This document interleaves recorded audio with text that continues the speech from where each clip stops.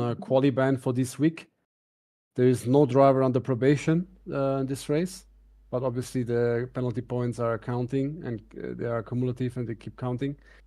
So please keep an eye on the steward decisions. If you're one of the drivers on the list with the quali ban, make sure you sit it out. Otherwise, it will be an even bigger penalty next time, and it will be an issue then to fix things. Okay, I think we are ready to start. Let's select the first two cars.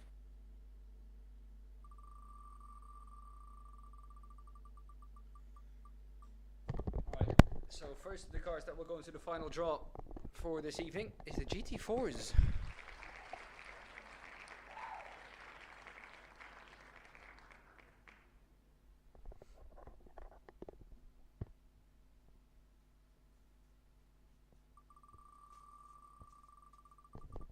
The second car going into the final draw, which we will draw later to decide which car it's going to be, is going to be the Toyota GR86.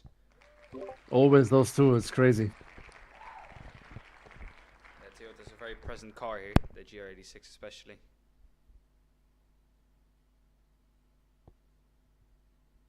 So let's head over to the tracks. We removed the ones we run at, and just shuffle them up and can go.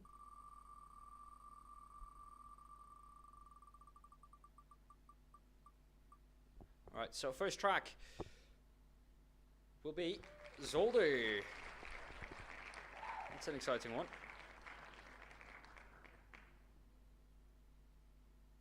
Yep. I think we've never been there. Now if we would draw Kota, which we talked about earlier today, which we also have never been at, that would be a complete new track then for the W12 Sprint Series, but we do not. We're going to Barcelona as a second draw.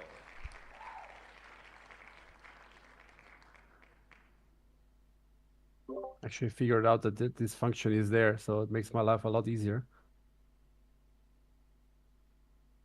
It does. Well, I thought.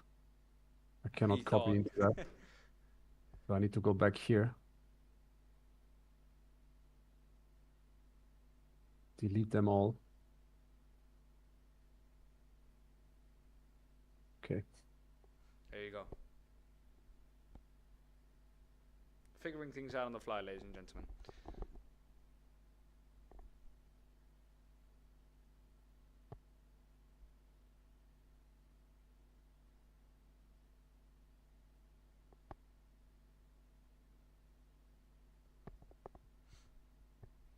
Right. So let's find out what track you're gonna run it. We have our cars that are in the final draw. Let's draw the track though. That's always first. Is it going to be Zolder or Barcelona? It will be Barcelona. Nice and warm over there now. Barcelona, the version will be the historic one, so the closest to the actual Barcelona track that that we are running at the moment in real life. So basically without the slow chicane in the end, but with the two fast right-handers. I can say as a commentator, Mirko, that is a blessing, because that always creates better racing. Correct.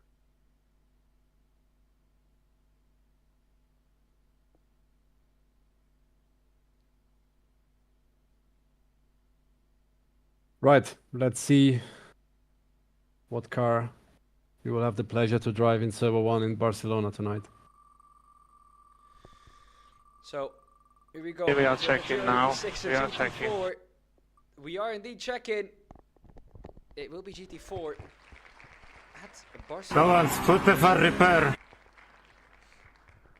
Right, so it's gonna be the GT4 at Barcelona. You can choose the car. It's free choice. BOP is posted.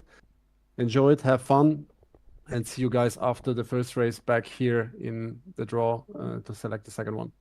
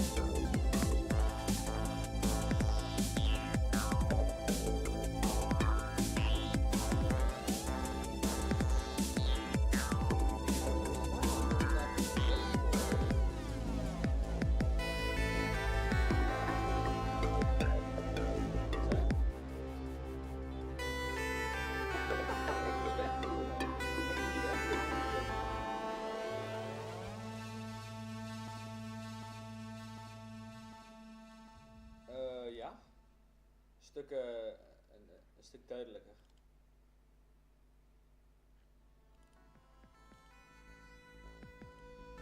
Oh ja, moeilijk niet te geloven.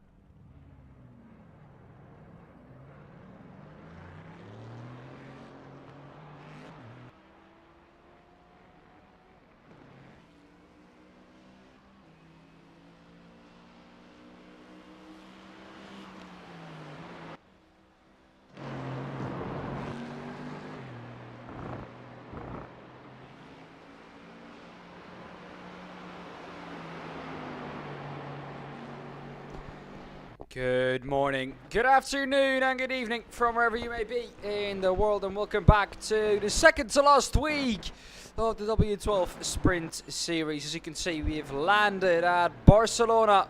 You could see that in the draw earlier on in the live stream, and we have landed with the beautiful GT4 car. I love to drive myself in iRacing, but I would say I'm actually pretty decent in. So a car that I have quite a lot of knowledge about, especially this Mercedes. At the moment, if you look at the times, 48.77 from Hendrik Steurer, that lap time looks to have been done with a tow, a monster tow. That lap time, I think the first lap time without tow is Jeroen van den Berg on, well, at the moment, a 1:48.99.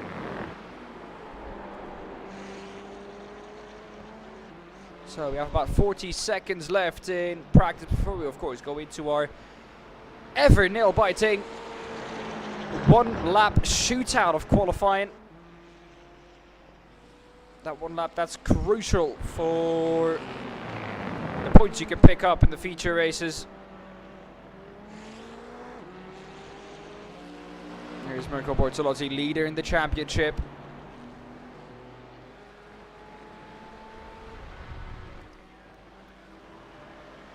What can we expect from him today? P6 in practice, P3 in practice. There we go.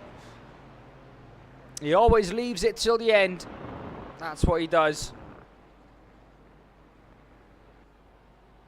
Alright then, that is practice over.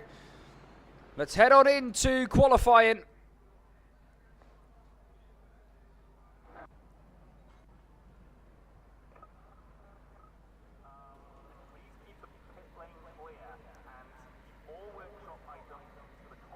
Alright, 6 minutes of qualifying, one lap shootout. So one lap's all you get.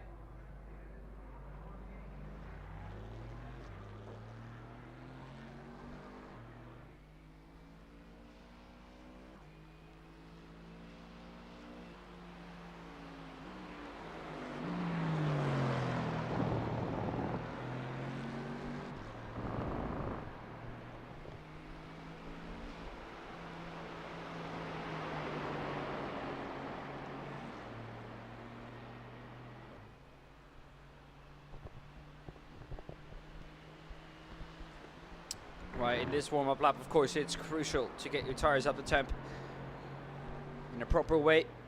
Mirko knows exactly how to do that. They can use all the fuel they want.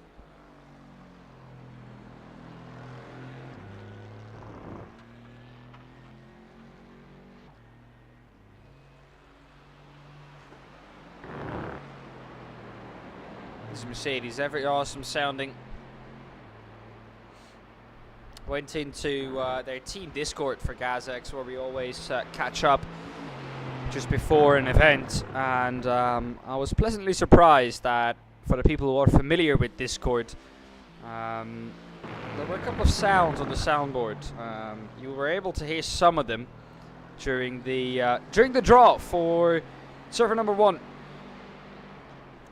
I had to try really hard to keep my act together there, basically, but well,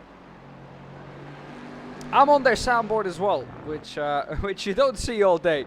It's been it's been quite the journey. Manik Jordanovski with a purple last sector. That's setting up for his quick lap. Here goes Mirko Bortolotti though.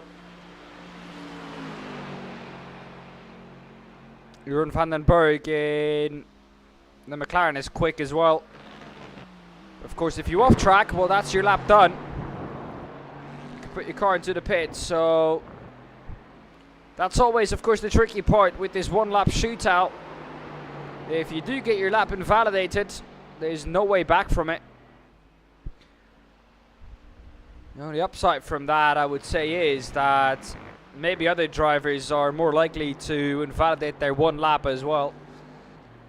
That's why I have some drivers about 2 seconds sometimes off the pace that they do in the race. Or 1.5 seconds, just to be clear. And just to be clear of those off tracks and be sure that they have set a lap. The off track there is towards the exit of the red and white curbing. This is also another place where you can easily pick up an off track. If you go just a little bit too wide on the right hand side, you get that compression before you turn right. That's where you want to be. That's where you want to put the car.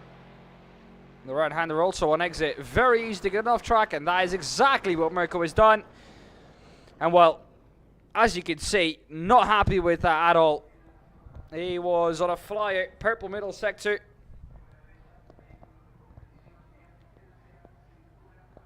Mirko Bortolotti's down. Jeroen van den Berg. He will set his lap though.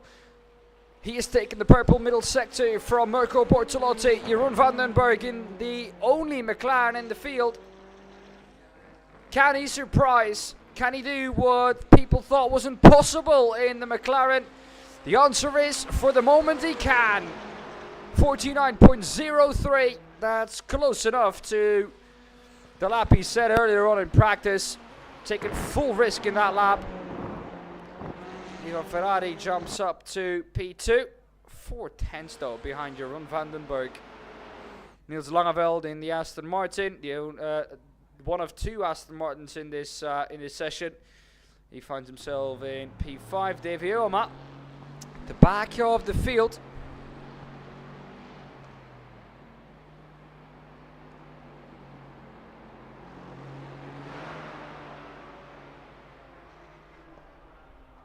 And Augustine just came across the line. He puts his car in P3. Ben Green P2. But still a staggering 2.5 tenths clear of the field for Jeroen van den Berg. It's a dominant display from him in qualifying. And everyone has set their lap except Mikael Döllinger and Mirko Bortolotti, of course.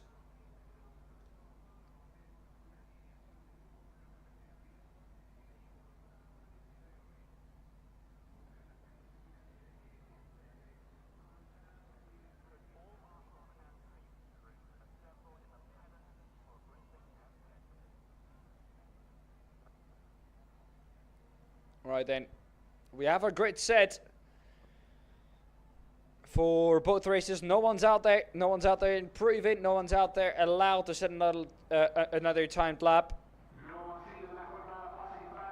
So that means that Jeroen van den Berg will start in server 1 together with Hendrik Augustine and Yannick Vonenberg. Ben Green, Ivan Ferrari and Robert Hega, they will start in server 2 and battle for the even numbered spots. The uneven numbered spots, including, of course, that much wanted pole position. That'll be fought out between Jeroen van den Berg, Hendrik Augustine, and Yannick Vonenberg, and all the ones with them in that session. Let's have a look who are with them in that session. Here we go. Jeroen van den Berg starts on the pole position ahead of Hendrik Augustine. Yannick Vonenberg in P3 ahead of Niels Langeveld and Hugo Rob in P5. Hendrik Störer P6. Florian Becker 7th. Jens Fiedler in 8th. Jonas Greif in 9th. Christian Ablasser in 10th. Mirko Bortolotti, after an off-track in qualifying, he will have to fight his way through the field. Maximilian Paul finds himself in P12 ahead of Mikael Döllinger in P13. Let's head down to the track.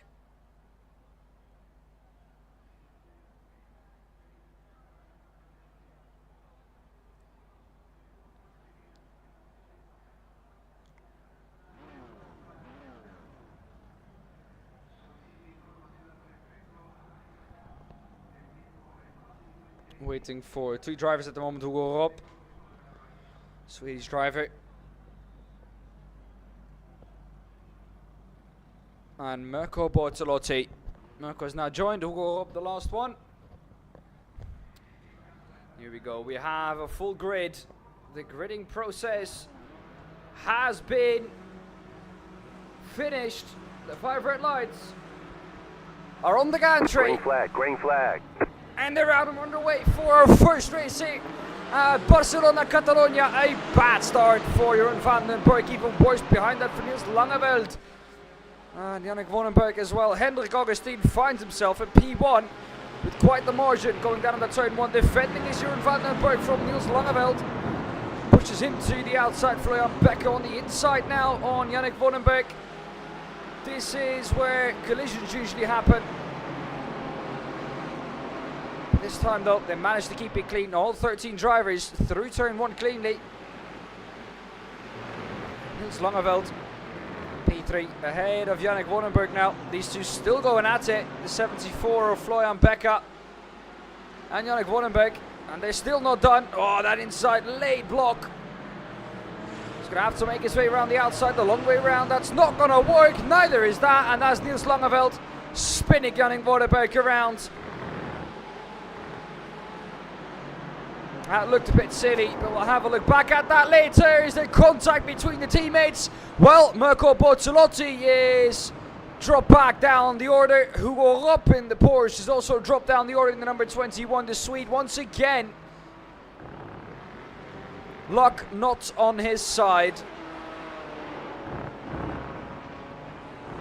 Oh, there are multiple cars off. The 84 of Jens Fiedler.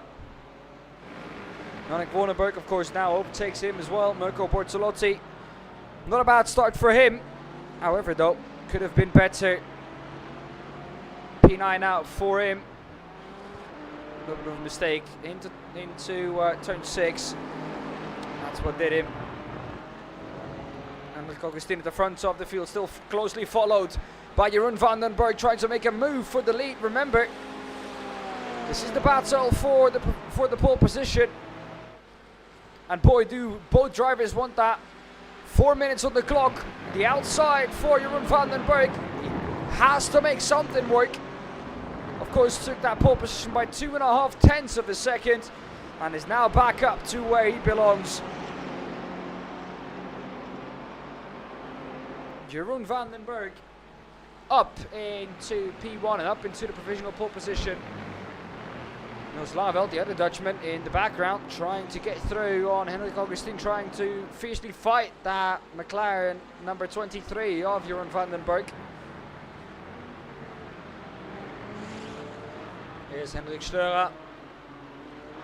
Maximilian Paul, he's up 7. Started all the way back in 12th. He's up to P5.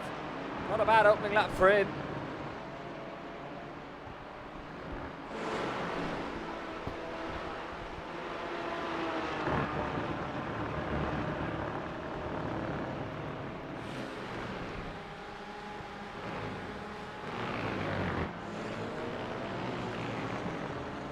Going to maintain, still stuck behind Henrik Augustin. Henrik will have that slipstream going down into turn 1 on the long front straight. That's going to make it difficult for that Aston to get past. You know, the Aston isn't one of the quickest cars in the straight line anyways. It isn't one of its strengths, let's put it like that.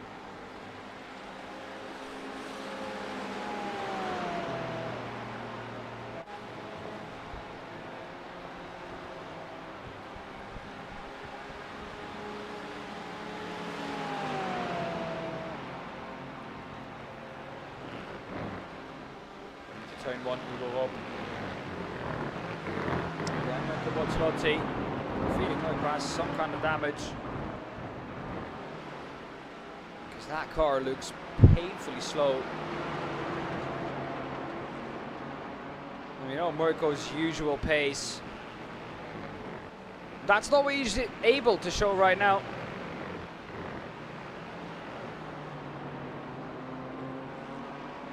Mirko Bortolotti up the inside of Jonas Greif.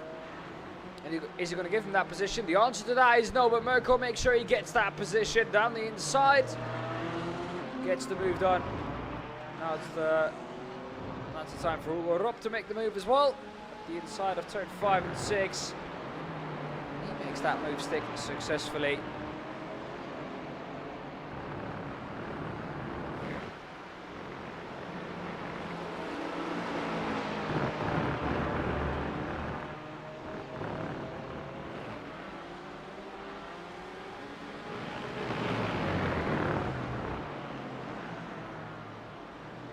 Is the layout that they used in Formula 1 as well. In my vision, the better layout. It's exciting racing. It's close racing, especially on that hurdle down to turn 1. Hendrik Augustin still behind Jeroen van den Berg.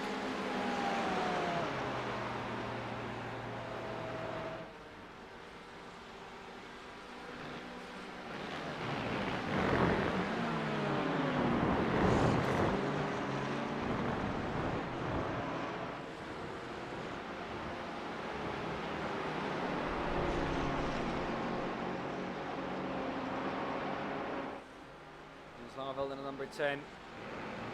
Still close to the back of Hendrik Augustin, having a little bit of a look.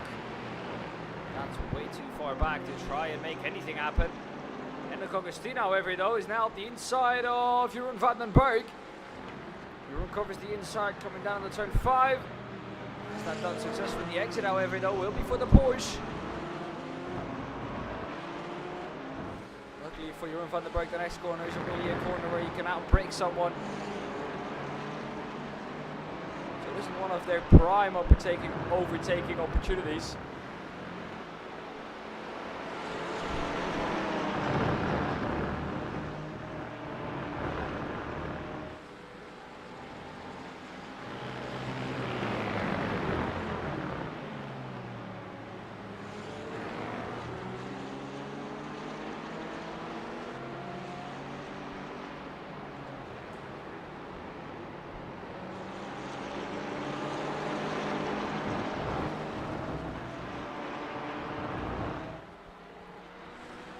Right, clock is at 0. This is the last lap. The overlay wasn't really working with us, had to fix that, but Jeroen van den Berg is going to hang on till the last lap. Niels Langeveld gets by Hendrik Augustin. Florian Becker gets P4 ahead of Maximilian Paul in P5. Not a bad race for Maximilian Paul at all. Up 7. Up 3 for Christian Ablas, up 3 for Mirko Bortolotti, but that should have been more. Mirko Bortolotti, for the first time in quite a while, not advances or does not advance to the feature race.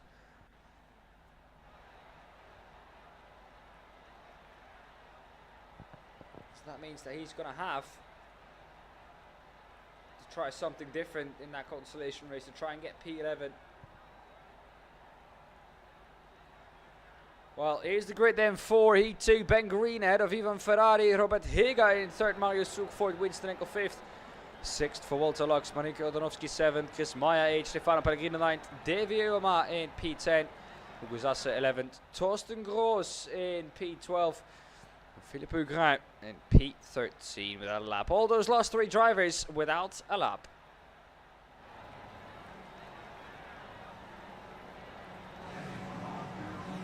Well then, 5 rounds are going to be coming on soon. Ben Green from the pole. It's lights out and we're on the way for race number 2. Not the best of starts for Ben Green, neither for Ivan Ferrari, but Robert Higa. What a missile of a start he had. He's challenging him down in the turn 1 and he gets turned. He did that to himself, moved over on him. My oh my, and that's crashing into turn 1 on a straight. Wasn't really needed at all. And a couple of drivers are involved in that. And what that has done though is that has given Ivan Ferrari the provisional lead. Of course, up is inside is Ben Green. Marius Suk trying to have a look around the outside as well. Trying to pitch up to the inside, contact behind between Marius Suk and Ben Green. Further contact into the corner between Ben Green and Ivan Ferrari. Ivan's not going to give this up. This is getting feisty at the front of the field. Both BMWs fighting to be the first one of the 2. Meanwhile, behind that, Marius Suk is there to pick up the pieces if anything goes wrong. And if something goes wrong, this is usually the point where it goes wrong. The inside defender, is that going to result in contact? Luckily it's not. And now finally, for the first time since the start of this race, oh my goodness, some hard defending going on by Ben Green. Marius Suk won't be happy with that.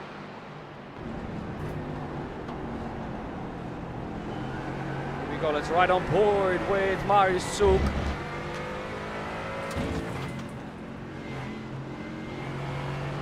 can hear how on edge it is through these corners.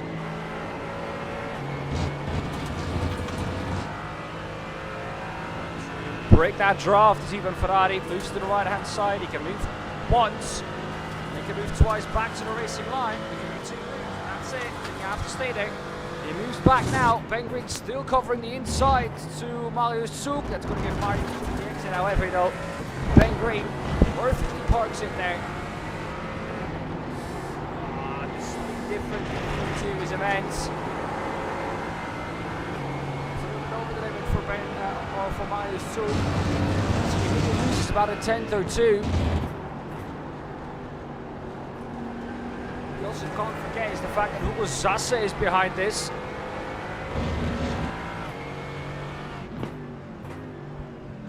The inside, there's contact between the two to stop up at the front.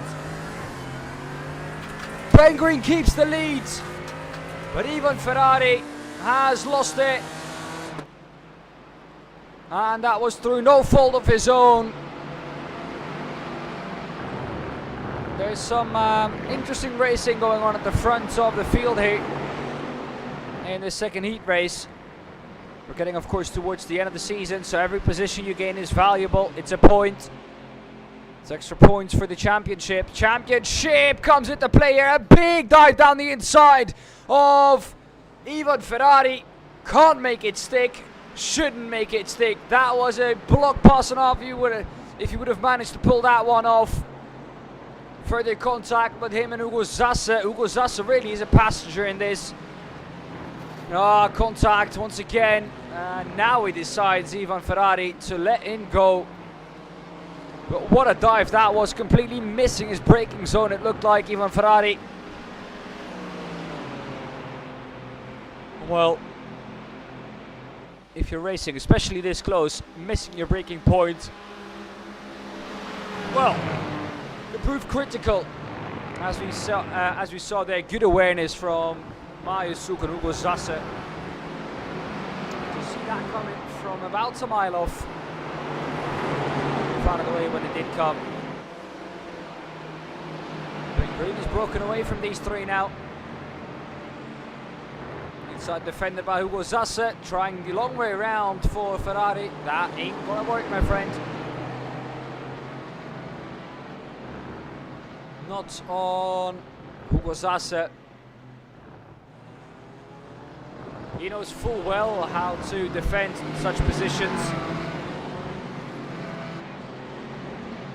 Of course, consolation race after this, then a little 2-minute warm-up. And of course, the main event, the feature race with a pit stop in it. Going on to the last lap, next lap.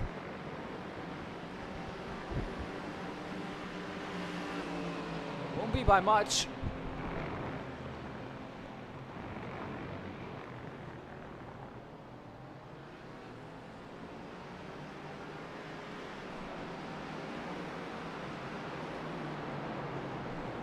Zasse once again having to defend the inside on Ivan Ferrari.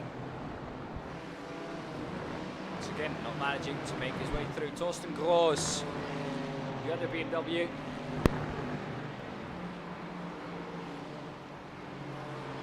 He finds himself in P6, up 6 as well. Philippe Augrin, P5, up 8. So that's not a bad result for him at all.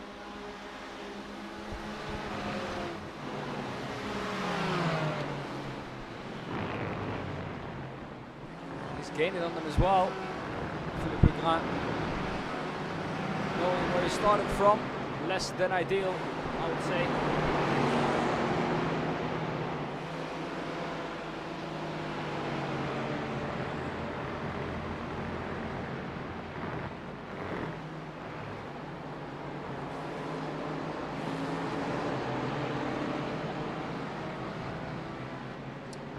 Battle on track at the moment is for P2, Marius Zug.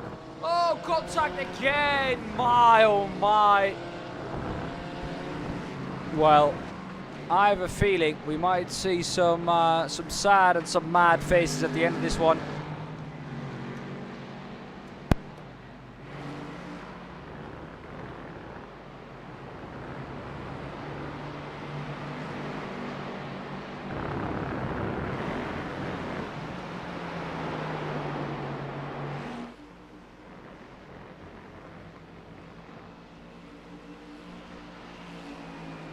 Flag will be out next time they cross the start-finish line, and crossing that start-finish line first will be, if it doesn't do anything crazy in those last two corners, Ben Green, and he will take P2. And well, coming through the final corner, Ben Green did everything he needed to do and stayed clean. That's the most important, and he gets P1 in heat number 2. With that, gets a front row start in the form of a P2. Hugo Zasse gets a second row start. Ivo Ferrari finishes third. Torsten goes fourth, and Philippe Ungrain finishes fifth.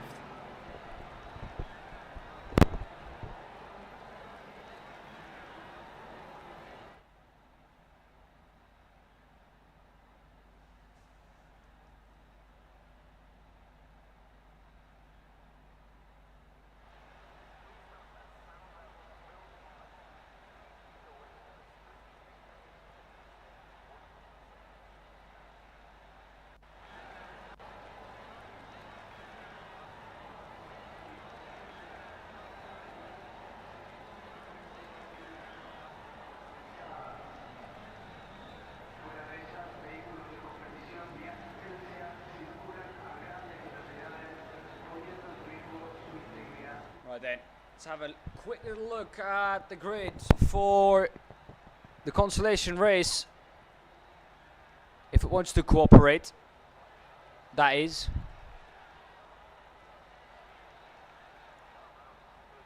Hello? Grid? Why would we try and fix that issue? Mirko Bortolotti, that's the big highlight in this consolation race. Green, green, green. Someone who's usually never here, and we've already gone green. So we can leave the grid for what it is. We go down to turn 1.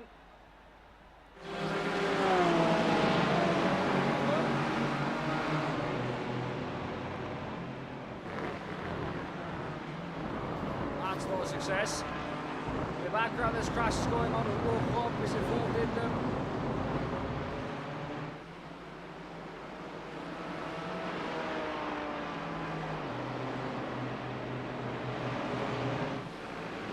That is better. That's how it is supposed to be. Henry Schroeder flying through. Mirko Bortolotti behind him. He, of course, wants to get as high up as possible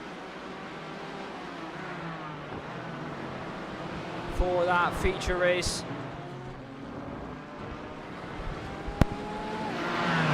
Also an important feature race.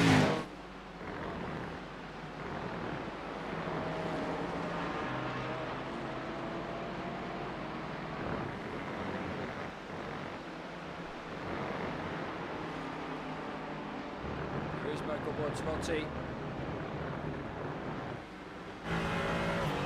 Once again, looking on board with the Mercedes. Down the inside he goes. It's a late little look from Mirko Bortolotti. Oh, a bit of a drift. Remember, first lap, tires are cold. They're still not quite up to temperature at this point. Power slide from Mirko Bortolotti, but he gets that position, gets up into P1. That's all he was really looking for.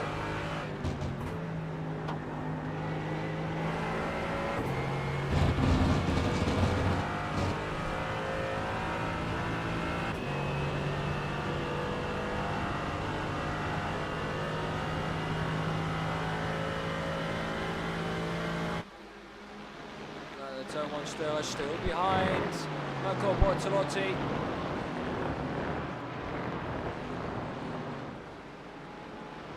This is battle on track, this one. Chris Meyer behind Robert Heger in front of Winston Eckel.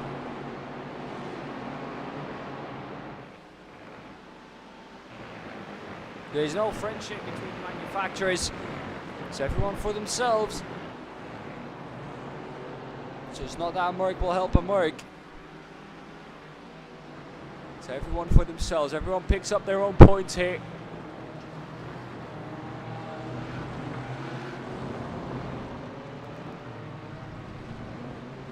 Down the inside though goes Winston on Chris Meyer. Winston blipping in and out. That must be annoying to race for Chris Meyer as well.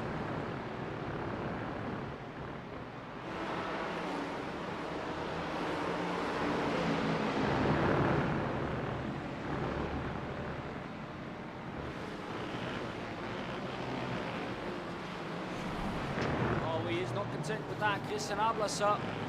There's his next break, contact between the two on apex. Does he get it done the long way around though?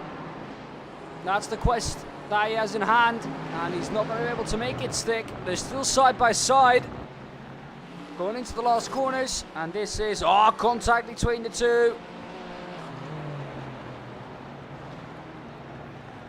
Well, it's also not the best connection. Couldn't really see much of that. You could see the contact happen, but that was about it. Chris Meyer, fastest lap of the race. 8/10 away now.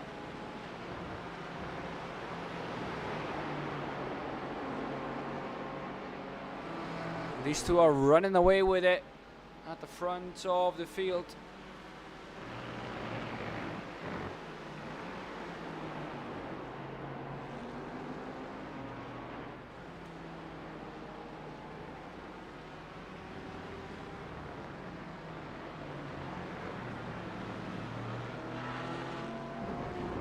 Last lap of the race.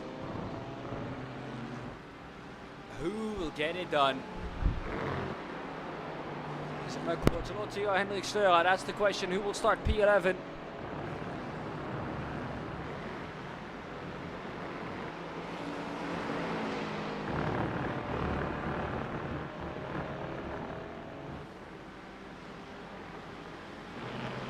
Looks like at the moment, no one's going to be able to stop Marco Bortolotti. Heger in about 5 minutes has been gapped by 2.5 seconds.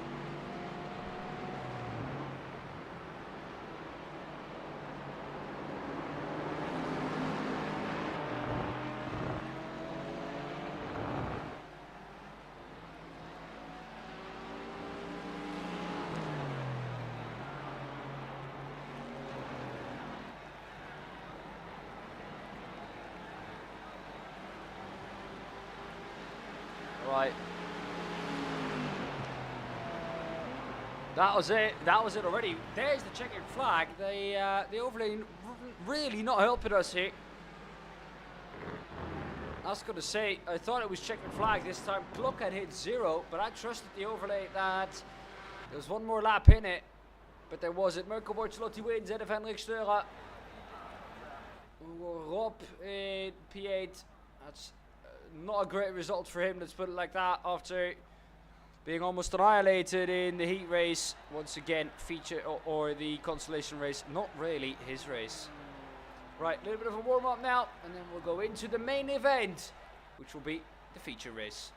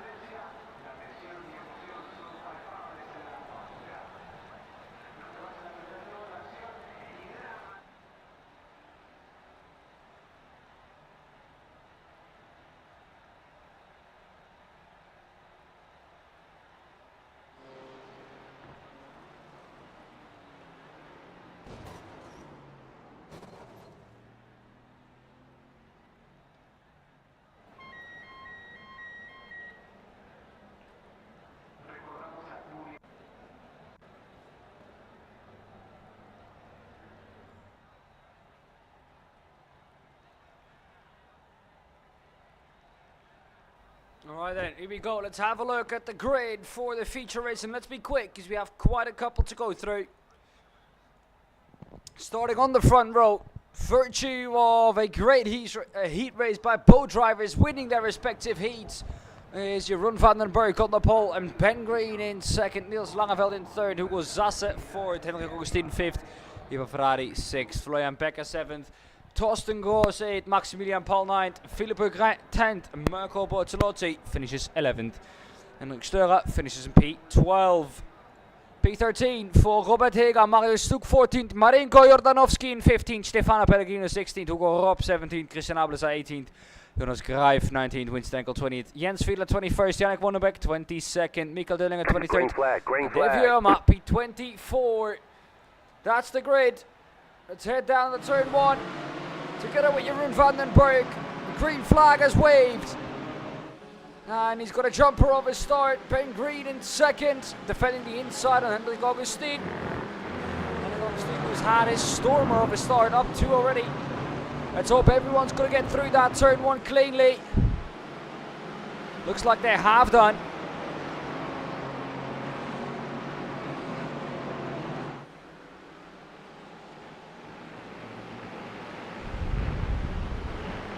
Look at that, the whole field trundling into turn 4. Turn 4 into 5. Marco Bortolotti trying to find his way through. He's going to squeeze his way through the middle. In the background, there was a spinner. Philippe Grant. I think that is, yes, involved in it.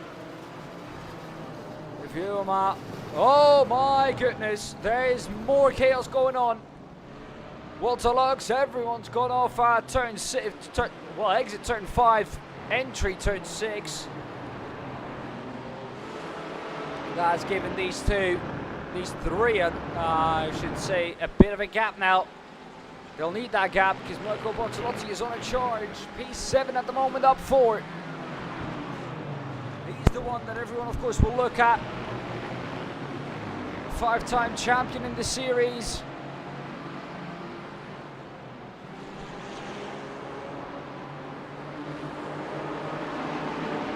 And is on course this season to make that a 6th.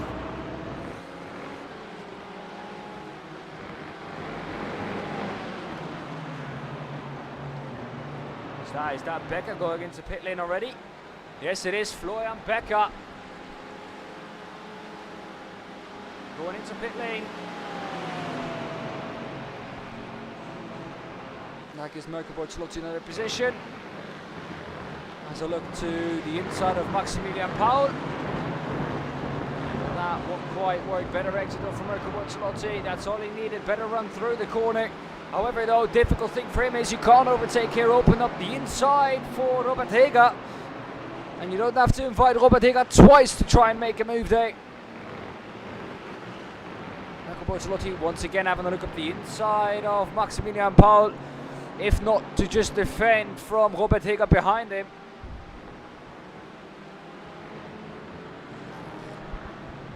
Catching up to this battle now is Marius Zug in the Malle Mercedes. The red and blue Malle Mercedes down the inside of 7. I just want to say, if you're not completely alongside there, especially with Robert Hega, you will run into issues if you keep your car alongside. Luckily he was smart enough to know that.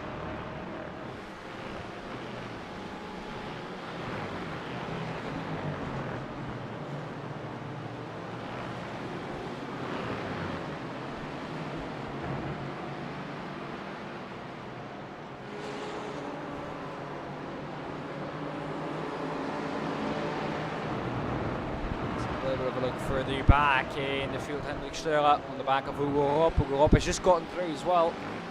Good start for him so far, up 7, up 11 for Chris Meyer. What a race start he has had. Blimey, that's a special one.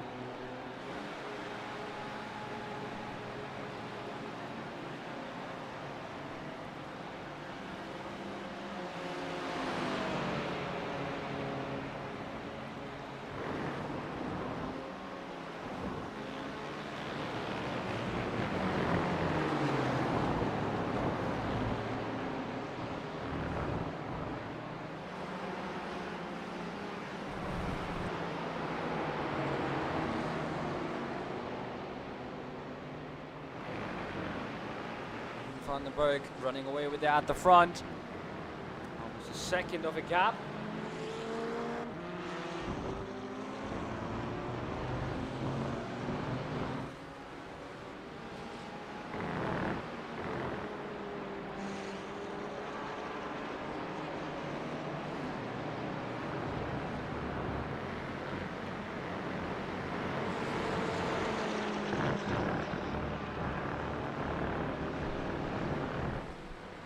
Augustine. There's a bit of a gap as well to Ben Green.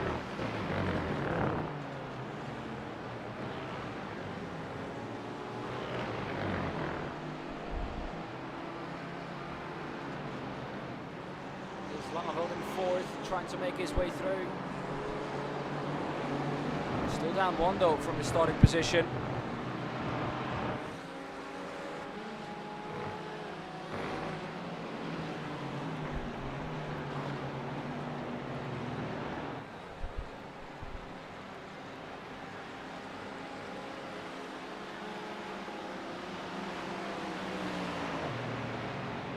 Lux has come into pit lane. I was like, he's dropping down the order faster than an elevator at Trump Towers, but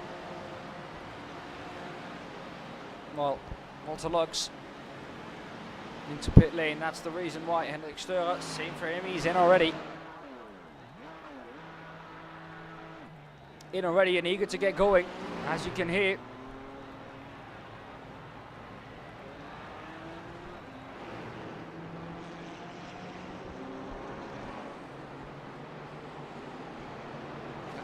Vandenberg, still over a second. Here's Mirko Bortolozzi, now behind Niels Langeveld. He's closed that gap massively.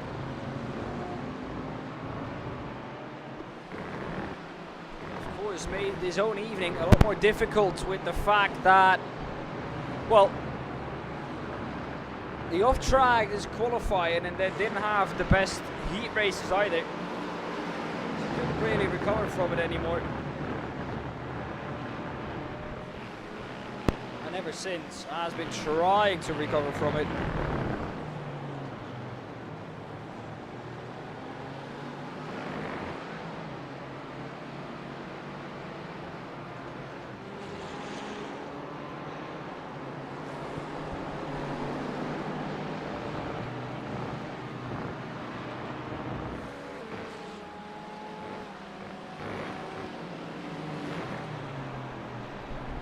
And there we go. That's a big move by Niels Langeveld. First one of the top four to pit.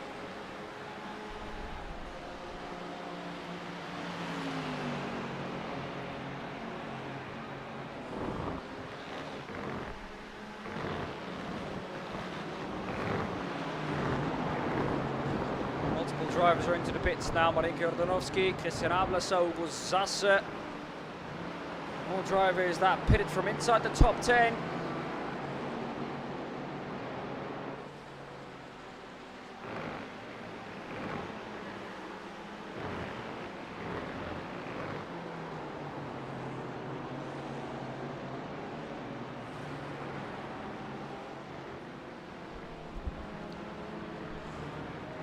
This is going to be an interesting one. This is going to hold up some drivers. Stefano Pellegrino on the back of Philippe Bougrin. Teammates, of course, but in the same class. So worth every penny of your fight.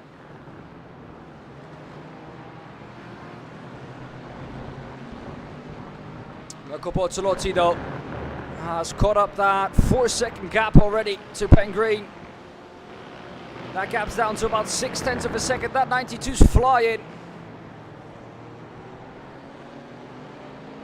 And trust me, Ben Green, he's not a bad driver either. There's a reason he's up there in P3 after all the heat races and his qualifying.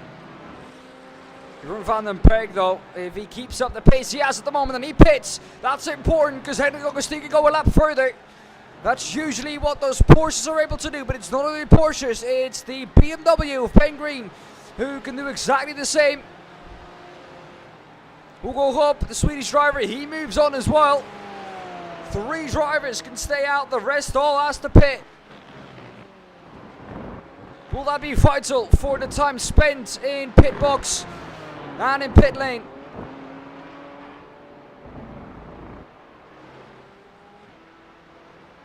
The Swede, who has had a great start to the season, beating Marco Bortolotti on several occasions, but it's once again the luck that hasn't been with him. Bad luck struck in a couple of rounds, once again struck today, speared off into the wall on the exit of 7, and from there on in there was really no saving it anymore for Hugo. From there on in has been trying to recover, and that isn't easy in itself. Ben Green, here he is, the gap about 3.5 seconds back to Hugo Hop. Up the front, it's 2.5 almost for Henrik Augustin.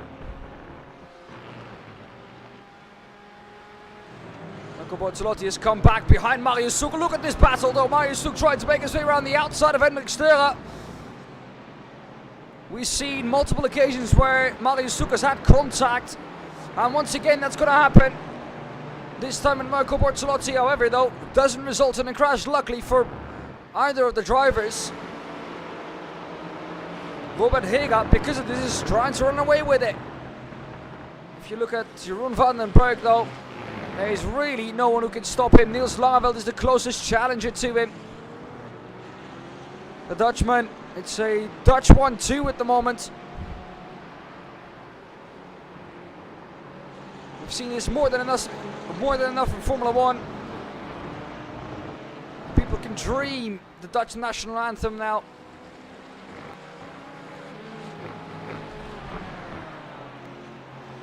Maximilian Paul also has found his way up there. Henrik Augustin, Ben Green, Hugo Rob all in the pits. There goes Hugo Rob, he'll be passed. Henrik Augustin now on pit exit though. I said he couldn't be challenged, but he has been. Jeroen van den Berg has been beat by strategy by both Ben Green and Henrik Augustin. Now my question is, what exactly have these two done? Because their pit lane time is 2 seconds shorter. So is their pit box time than all the others. Is that just purely that lap that they were able to continue 2 seconds? I know that refueling in these GT4s is not the quickest thing in the world, but 2 seconds seems a bit much. However, though, also feels believable in some way. Henrik Augustin, with now 6 minutes to go, is leading this race ahead of Ben Green and then Jeroen van den Berg. The McLaren that was dominant in the early stages of this race, but now has to fight back from P3.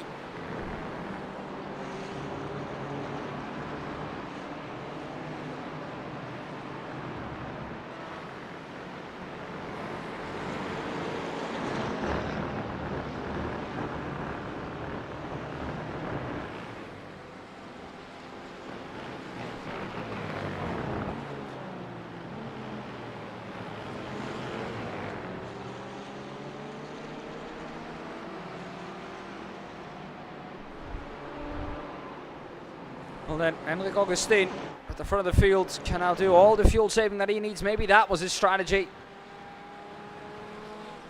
Ben Green been caught by Jeroen van den Berg. However, though, getting past there isn't easy. Even though, of course, chicanes have been removed in this version of the track. It's going to be the outside for Jeroen van den Berg. Is going to have to go the long way around into turn 1. Well, he doesn't, because by the time they get to the apex, the McLaren is ahead. And now he has about 4.5 minutes to try and chase down that 3-second gap he has to Henrik Augustin.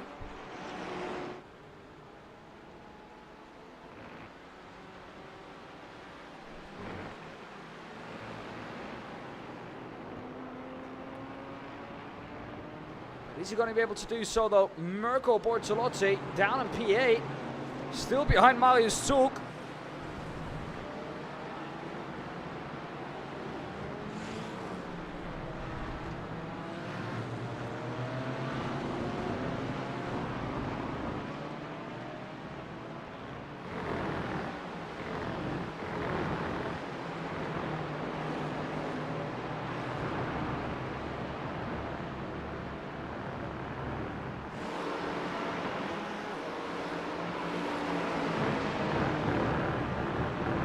well. Ben Green. He'll be a story if he manages to finish on the podium with that strategy as well, together with Henrik Augustin. I know full well it ain't over till she sings. For people who don't know what I'm referring to, it's a saying. I'm racing, it's never over until the fat lady sings, till the checkered flag waves. I myself was a victim of that too. At the front of the field though, Ben Green trying to gap these two. This is Maximilian Paul and Niels Langeveld going at it. Niels Langeveld on the right hand side of the screen. In the Aston Martin, gonna have to go the long way round. Brakes a little bit later, is able to brake a little bit later, and then Maximilian Paul just runs him out of road. That's not really nice, is it? But that's racing sometimes. Now what Niels Langeveld has to do here is take it, try and work together with the BMW on his inside now. That's Robert Hega. Oh, there's contact between the two. Once again, Niels Langeveld not able to turn in as he is used to. Marius Souk now trying to come through. Can maybe Niels Langeveld do Marco Bortolotti a favour here? Well, yes, he can. Marco Bortolotti now up his inside. They're going to make it 3 wide. They're not. Niels Langeveld, however, is blocking that Mercedes like his life depends on it. And Augustin is going to start the last lap next time round. Jeroen van den Berg only able to close that gap down to about 2.4 seconds now, so I don't think it's going to be enough. It's going to be too little too late.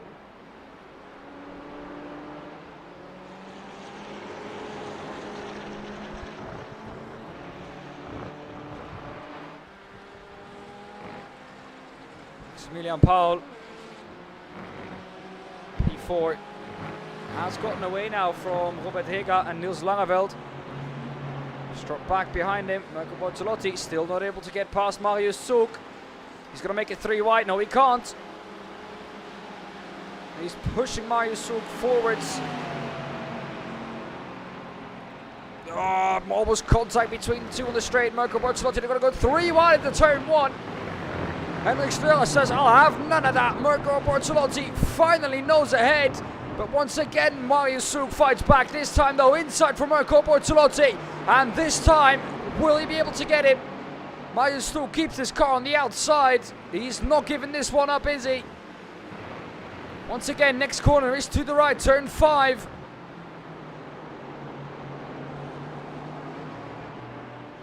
Marco Bortolotti, when does he have this moved on? Not quite yet. Well, he has now. Henrik Strela also trying to come around the outside of Marius Souk now. He gets run out of the road by himself. That gravel slows him down considerably. Now has Martin Jordanovski breathing down his neck. Who in turn has Hugo Rob behind him. The Swede after what was a calamity of a heat race and a qualifying. Finds himself in P11, up 6 from where he started.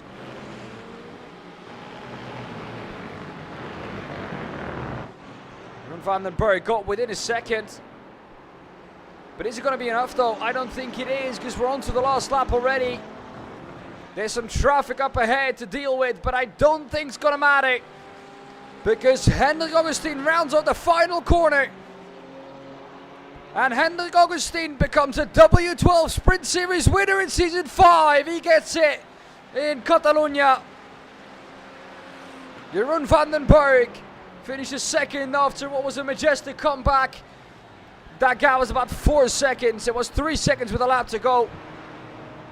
Gained about 2 seconds almost in the span of 1 lap. But wow, wow, wow, that's impressive by both drivers.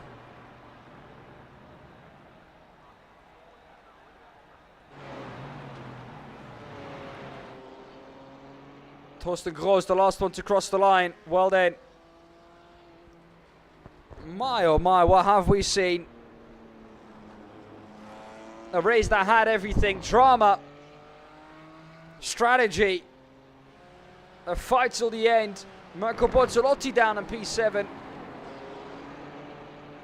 And you know that when Marco Bortolotti doesn't win a race, well, you can bet your money on the fact that it was damn competitive.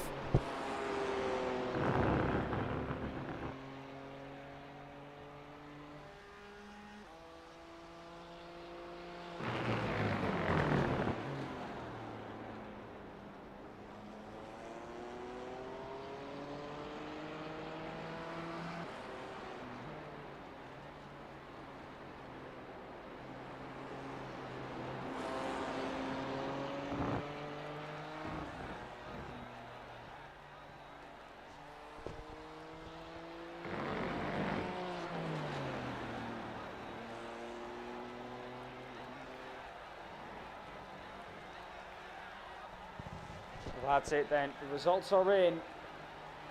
And you know they have to do when those are in. Let's take a look at the results. Henry Augustine wins ahead of Jeroen van den Berg. Robert Hega in third. Ahead of Niels Langeveld. Ben Green in fifth. Marco Bortolotti sixth. What's happened there then? He's classified seventh on the timing screen. Who's dropped away? Maximilian Paul has dropped away.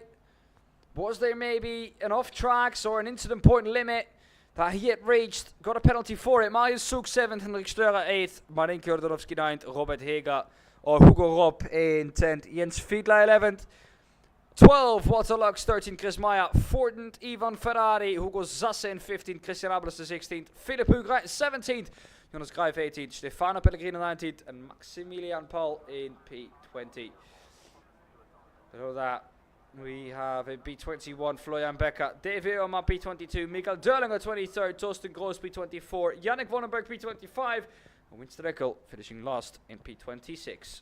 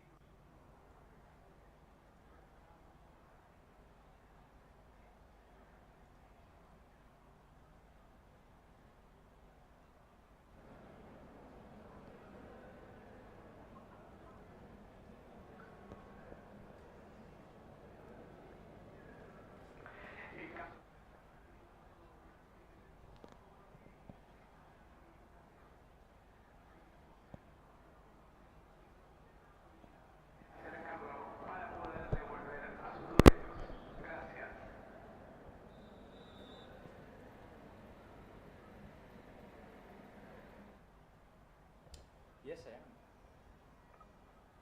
Yeah, go ahead. As soon as you start your screen, we can swap to the draw. To the confines of the pit box, please. Keep the pit lane clear. Thank you.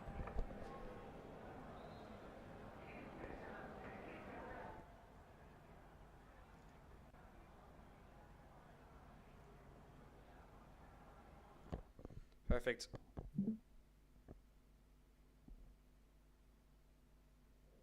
Alright, so cracking battles in server 1. Let's see if we're going to drive in server 2. Right. So those are the car options. I think we can straight away select 2. Let's go.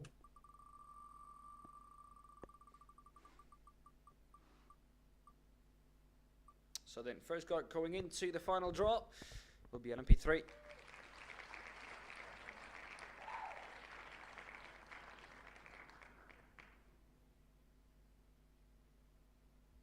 LMP3. Option 1. Let's see what option 2 will be. Well, looks like we're going to get GTP.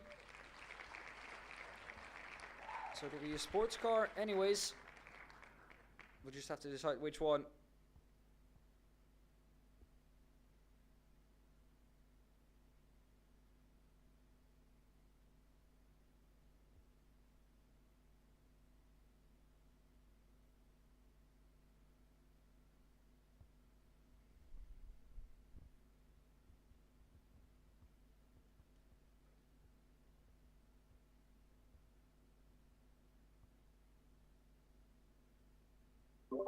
Let's head over to the tracks.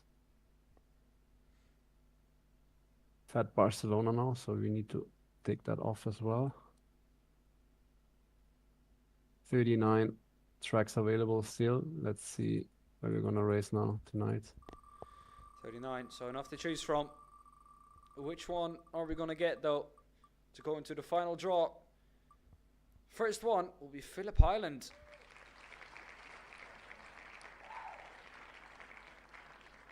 It's a track where you leave not a lot of room for error.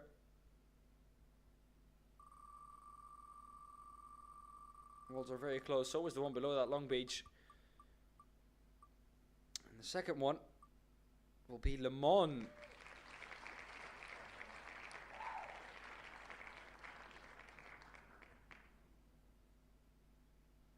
So, of course, you have to look at both tracks, of course, that are eligible to do the GTP.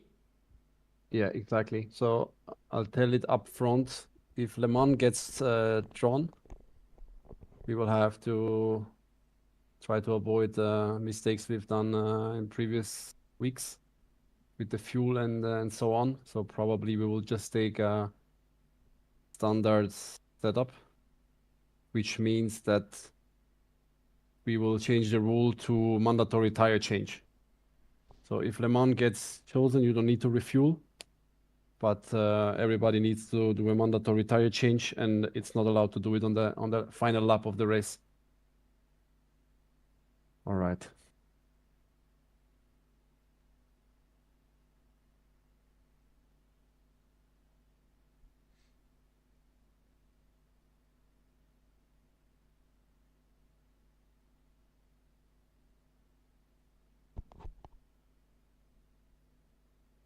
So I want to hear predictions here, Mako. Which one do you think we're going to get? Another, yeah, I don't know, honestly. I think both are really good options. Both tracks should be fun to drive on those cars. What do you think? Yeah, I agree with that statement. It's, I think, especially Phillip Island. If we get Phillip Island with the GTPs, that'd be, yeah, that'd be chaos, but some good chaos. Yeah. Right. If we do Le Mans, as we've said last time, we should do a single file start. In case it's the GTP, of course. In case it's LMP3, it will be standing start. But if it's the GTP, we should do the single file start from the entrance of the 4 chicanes, which is the last 2 chicanes. We should go single file. And the leader detects the pace and can decide whenever he wants to accelerate. In both races, of course. But let's find out what track it will be.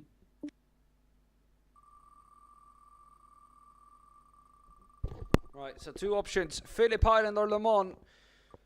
And it looks like we'll go to Le Mans. First time ever as well.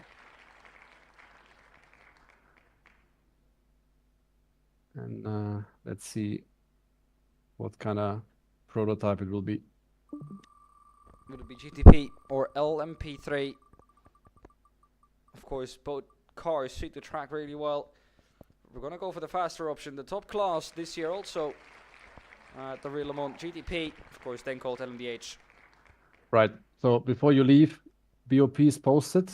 You're free to choose the car. It will be a rolling start with a single file from the entrance of the chicane. Probably, I think that after P10, 11, probably you will still be double file because the start will be given quite early. But let's try to keep it single file from the formation lap so we don't have any issues. But of course, from the moment it's green, everybody is obviously free to overtake. Let's try to get safe through the last chicane, that everybody can have a race and not a crash before the race even starts. That would be nice. And it's anyway Le Mans with slipstreaming and stuff, so a lot can happen. So enjoy it. See you later, guys.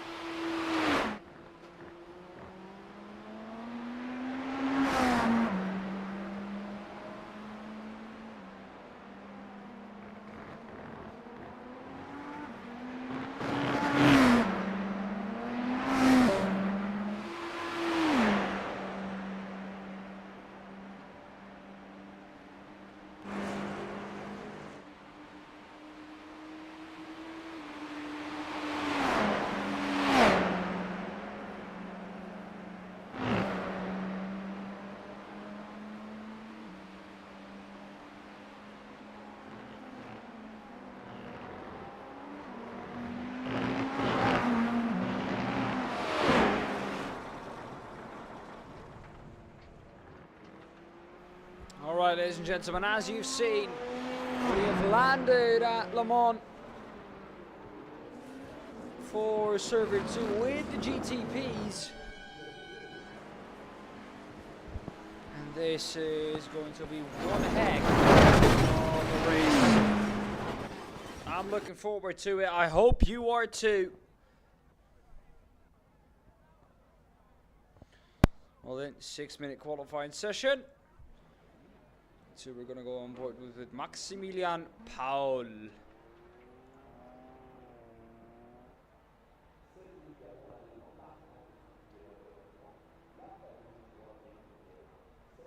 One-shot qualifying.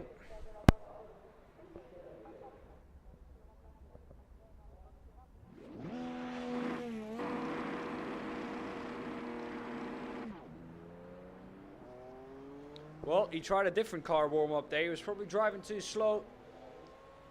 Got a warning from the officials.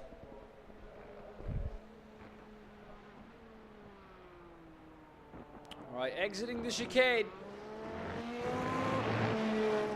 And on to what will be an important lap.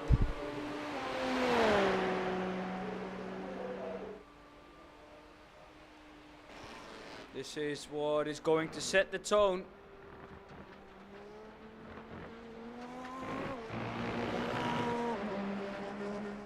The Acura, not the best car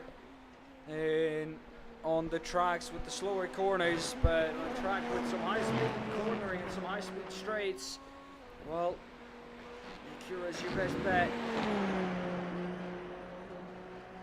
As long as you don't get an off-track or a slowdown here. Maximilian Paul should be in with the shot here. However, though, he is about 3.5 tenths down in the first sector only. He can make that up. Second sector down about 5/10 of a second. This is quite a long lap, so the difference will be quite big. And also, these GTP cars are not easy to drive.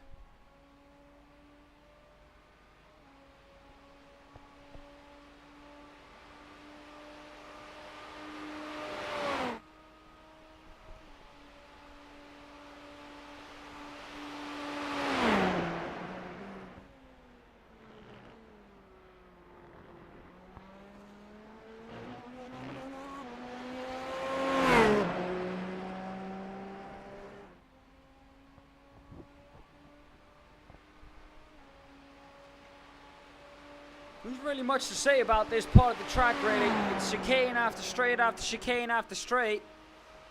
And into Multon corner. This is critical to get right. Use all of the track that you have available to you.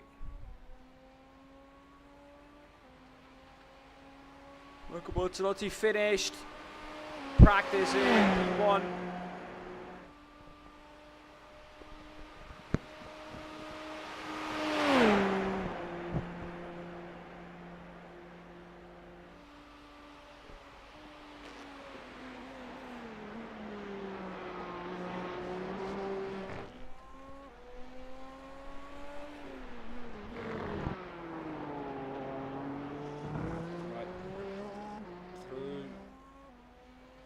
Slowest corner on the track. Tête Rouge is one of the quickest. Arnage. Oh my goodness, he's not going to the lap though. That's a monumental crash by Maximilian Paul. Well, let's go on board with the man who has the most purple sectors at the moment. One shot he has in the Cadillac. Seems to be a car that he's liking. Of course, in real life, part of the Lamborghini GTP program. And across the line for Mirko Bortolotti. And of course, he takes P1 by over a second.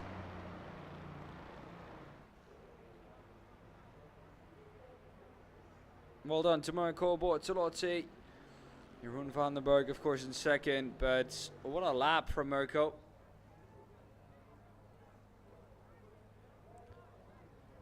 (3:24).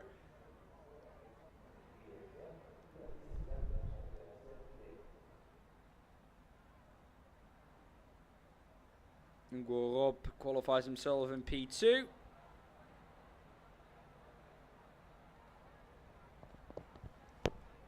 He gets close, but also not quite close enough. 7.5 tenths, you can still fit quite a lot of people into that.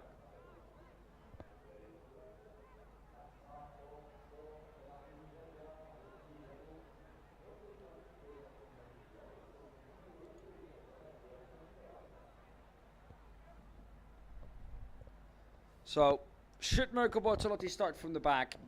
I think he should. Just to make it a little bit more interesting for us, especially with a gap of 0.7 of a second. I also have to remember though, that at this track, 0.7 of a second is not a lot at all.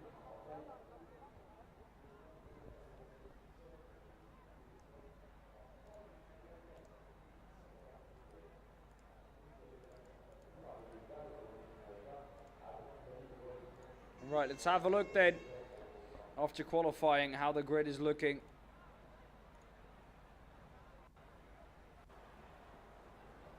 And of course, as always, Mirko Bortolotti finds himself on the front row.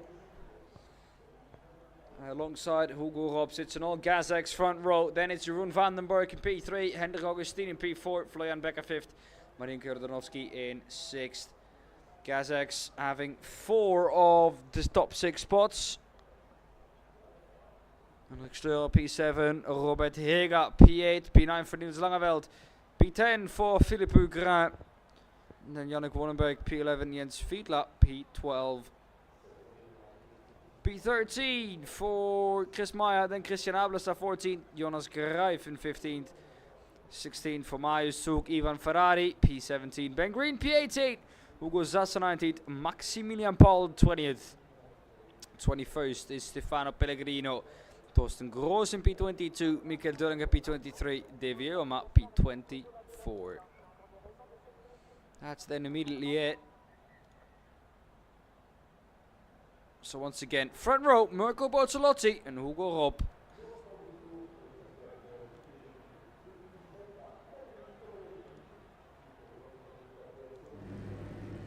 Here we are on the back straight. Depends what you call back straight, because I think Le Mans has about 4 of them.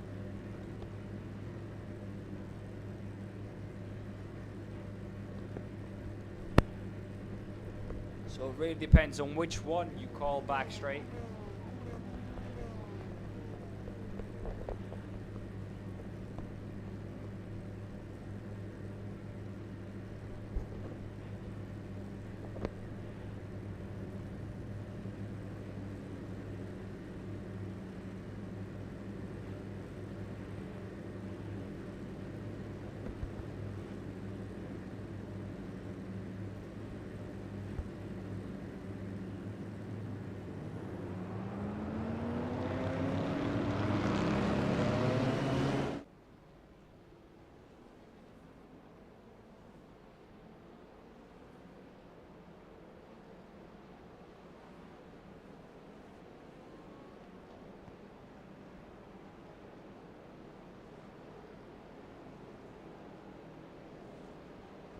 Everyone weaving to get their tires up the temperature.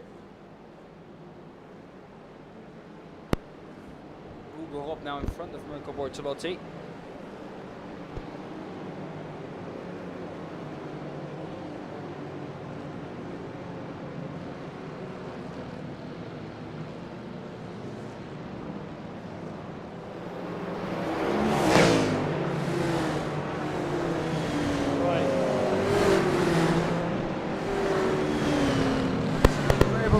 Of it.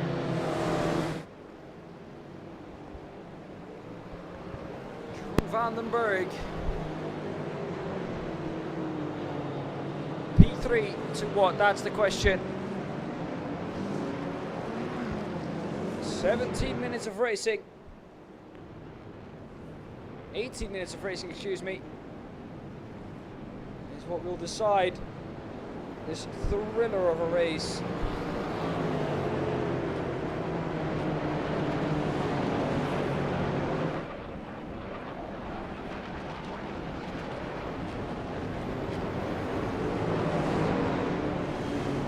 Look at about 6 laps. It's not that many.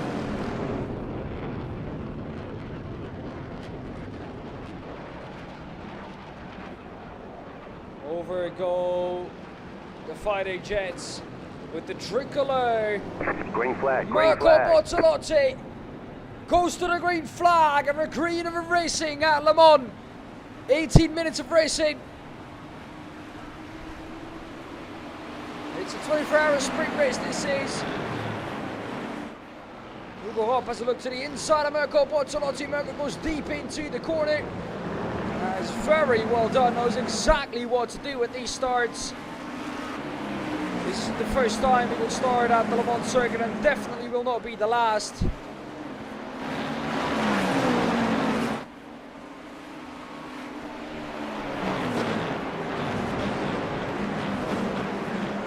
Now the slipstream battle begins. Here's the beginning back drafting going on. Certainly looks so at the moment. It's Gazex 1, 2, 3. So they have the rain at the moment. And the Augustine behind that. Driving in the Porsche Le Mans livery. It's very fitting on this track.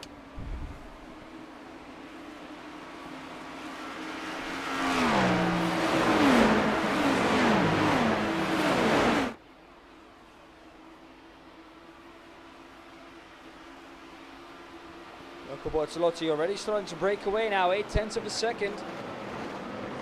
Hugo Hop who has to defend. Remember, these two, even though they're teammates, they're in championship battle.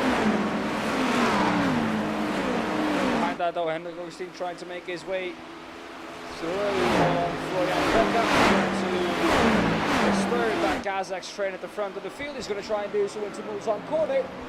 The inside for Henrik Augustine, and that will work out.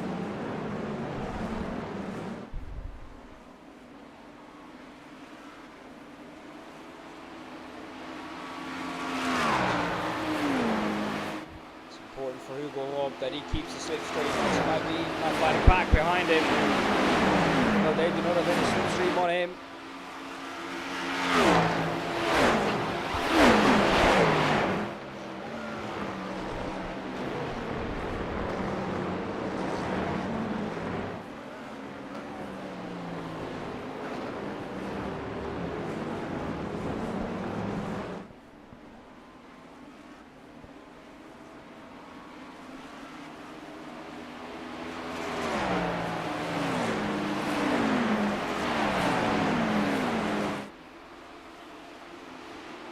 That's almost the first lap already.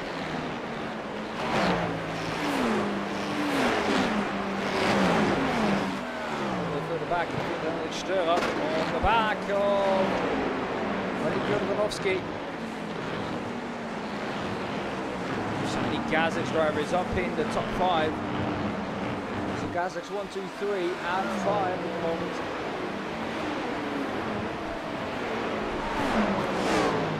Oh, someone had a slowdown.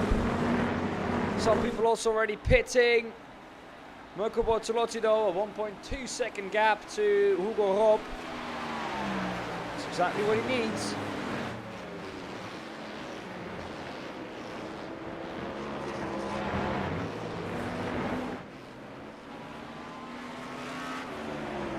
That's exactly what he needs.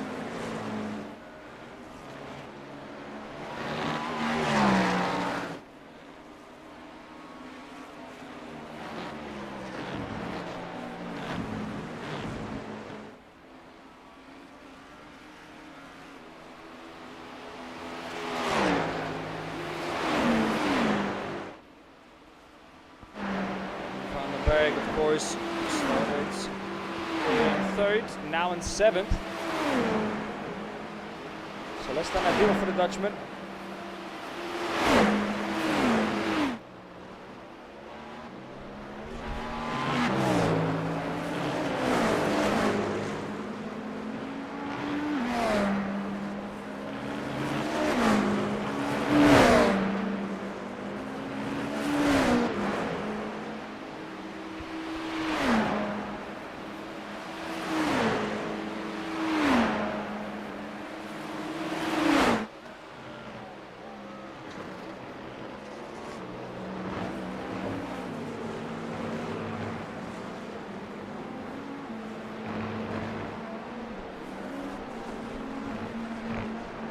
Langeveld, the other Dutchman, where is he at the moment? He is in P10, fighting with Maximilian Paul.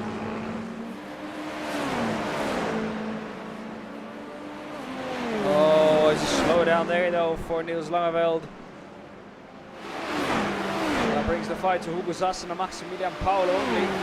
Maximilian Paul, from that horrendous crash that he had in qualifying. Lucky that that was in sim, because that was a big one.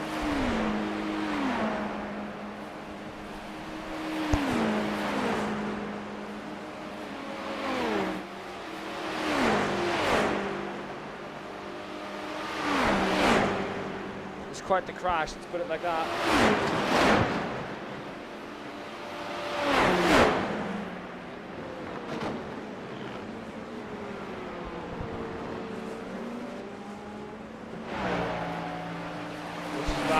Field is for P2 at the moment, and the Augustine has just gotten past Hugo Rob.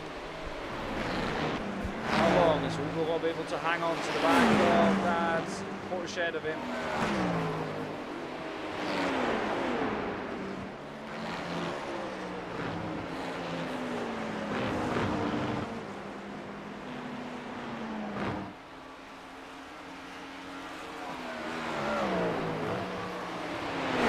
He goes. Michael Botslotti also. No, he continues. Right then. It's going to be a battle on pit road for Hugo Rob and Henrik Augustine.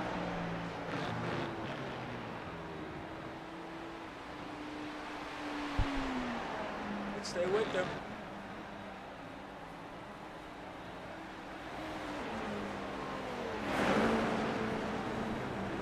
Here they are.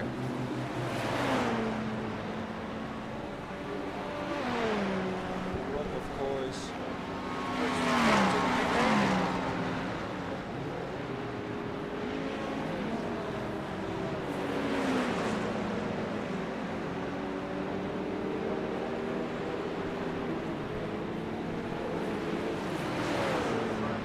Stopped early, mandatory tire stop. Hugo Rob gets done quicker. Hugo Rob gets them done quicker.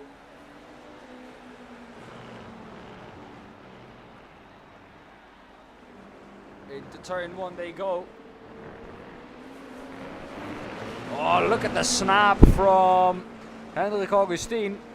That's lost him about half a second there.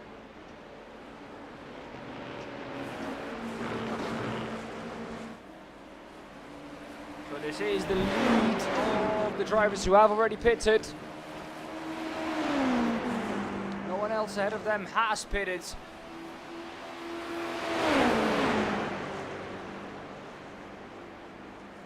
Hugo Rob leading in that little class of his own in this race.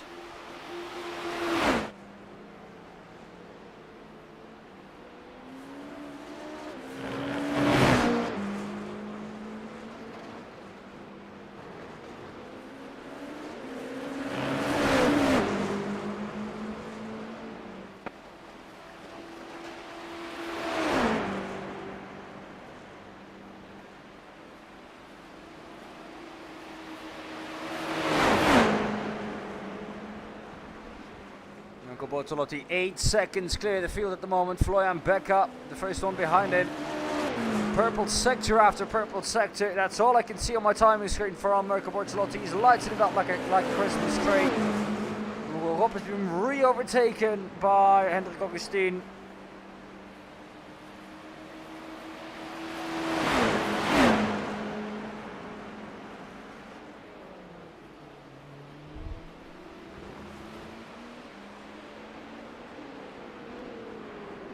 And Stefano Pellegrino are having a battle. It's that battle. Stefano Pellegrino trying to hang on to the back of De Vioma.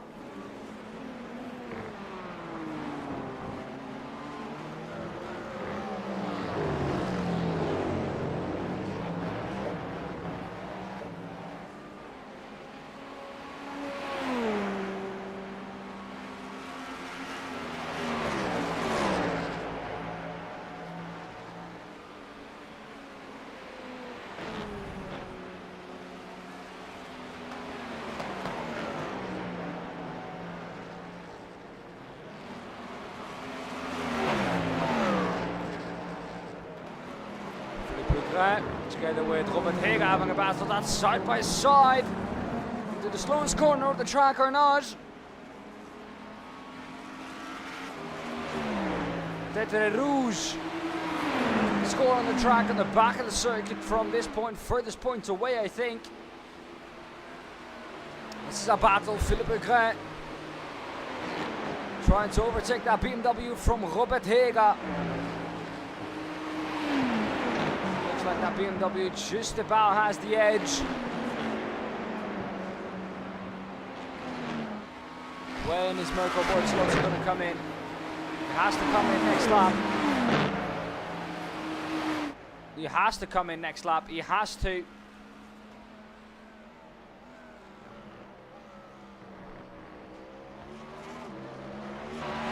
It's a mandatory tire change.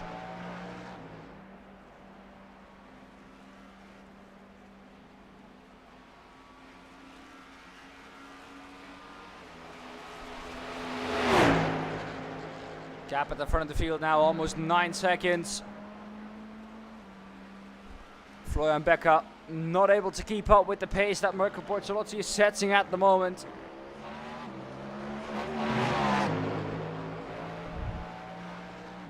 Neither is, of course, Chris Meyer. Niels Langevel is also way too far back. Christian Ablas at the last of the cars, you still have to pit. Purple sectors now, however, though, by Hendrik Augustin. Mirko Bortolotti not able to match those. Lost about 2/10 to sector 1. Same time in sector 2. And for the rest of the track, they're pretty equal, except sector 5, where he lost another 1/10 of a second. Sector 7, lost sector on the circuit, 2/10 lost. So Mirko Bortolotti, last time around, lost about a second almost to Hendrik Augustin. If that continues that way, the gap when he came in, Hendrik Augustin was about 3 seconds. So it's going to be close. Mirko Bortolotti needs to have a perfect stop.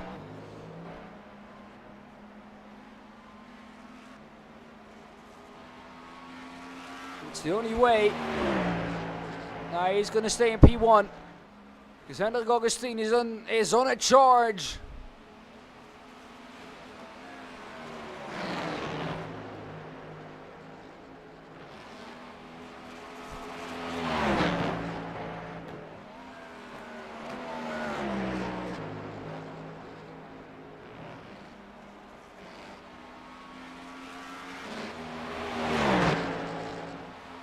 Right, Mirko Bortolotti, what are you going to do? So, you have to come in, and he does come in. Optimizing pit entry as much as you can.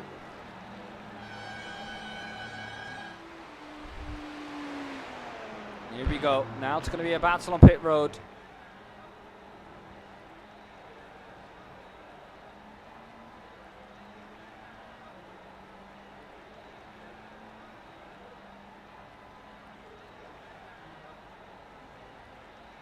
So then, how quick will he be able to set that pit stop?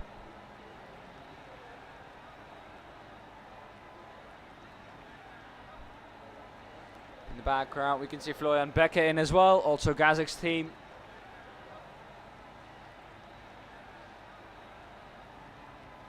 Mirko Bortolotti also up on the jacks, of course. See when he drops down. It'll have to be quick. Hendrik Augustin. Now comes par start finish. It's going to be close here. Watch the right hand side of the screen. Where is Hendrik Augustin? There in the background is Hendrik Augustin. Not even a contest for Mirko Bortolotti on pit exit. Did everything he needed to do. And keeps first with 3 minutes to go. It's also going to be close if we're going to get another lap or not.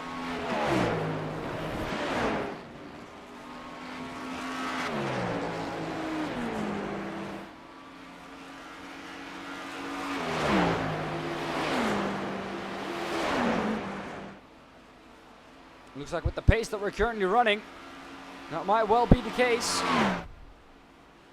Hugo Rob also still in this fight, hanging on to the slipstream of Hendrik Augustin.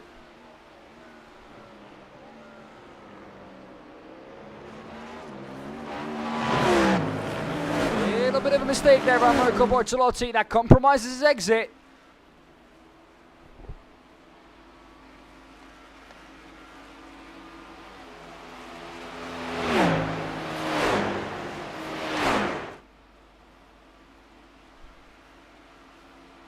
Hendrik Augustin within a second now, able to get that total from Mirko Bortolotti. That'll reel him in a bit further. Bortolotti needs to be perfect on every exit, on every entry, and every mid corner.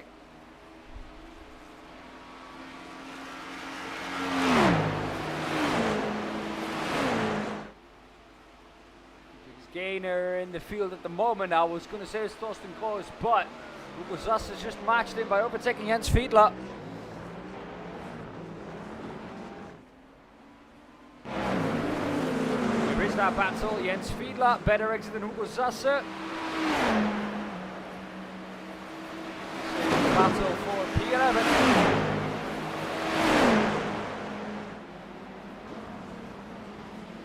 Having a look to the inside, can't really do anything. Jeroen van den Berg, P7. Jeroen van den Berg trying to come back at that BMW. Trying to come back at him. The NASCAR ticker has decided to show up as well. We're going to see if this is the last lap. It's going to be close. However, though,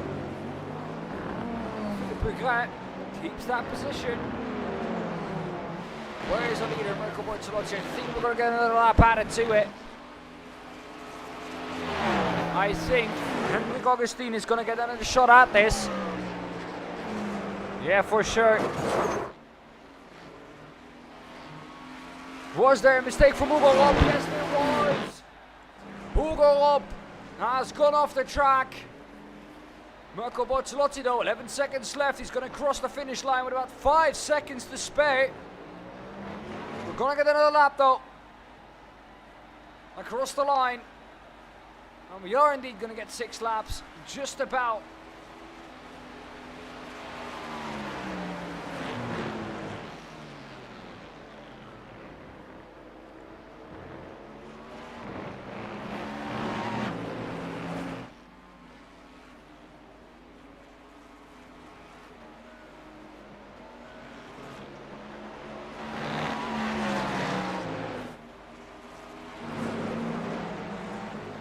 Battle between Chris Meyer and Ivan Ferrari.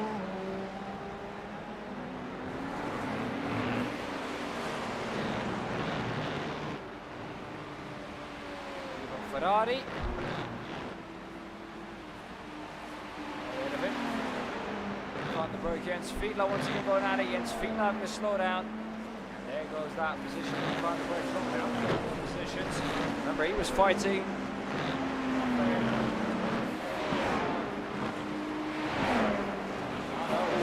That he was fighting with the AD.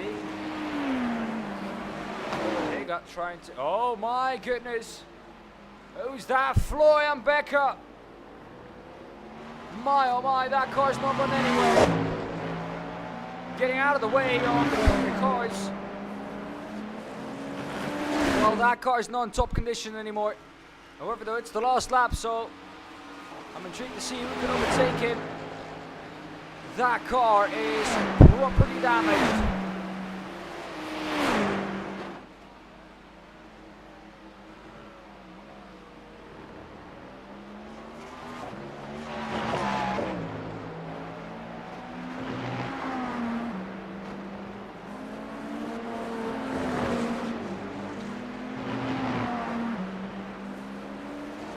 Bortolotti increasing his gap at the front of the field, who's also dropped back out. Well, you guessed it, Hugo up.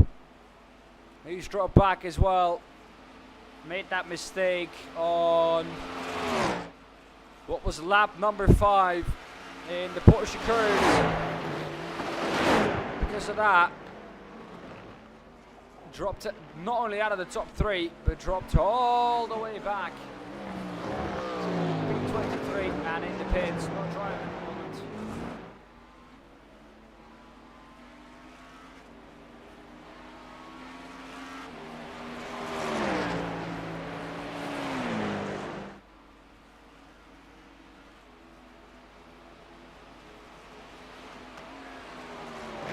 Michael Bortolotti for one last time through the Porsche curves. Followed by Henrik Augustino, 1.8 seconds. It looked like for some portion of this race, especially towards the middle end of the race, it looked like Henrik Augustino had a shot to try and overtake Mirko Bortolotti, especially with him getting within 1 second, but it wasn't enough because Mirko Bortolotti returns to winning ways after finishing P7 in the last round. And he wins the first race at Le Mans.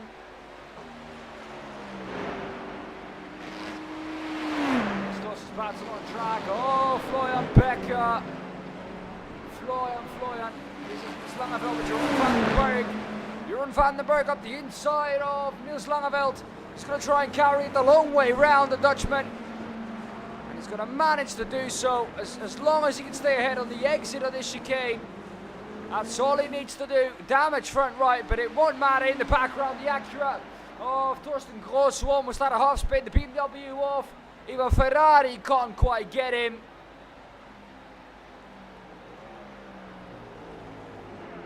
Maximilian Paul together with Michael Dullinger. Maximilian Paul's going to get the run on him. Couldn't quite get the undercut. Try something into the chicane. You'd be crazy if he did.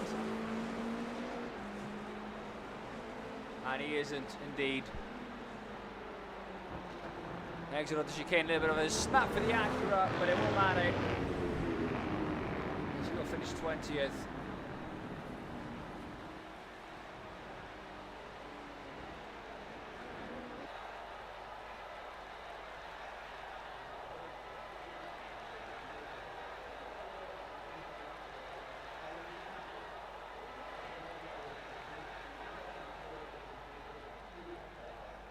So then waiting for Jonas Grijf to come across the start-finish line before we have our results.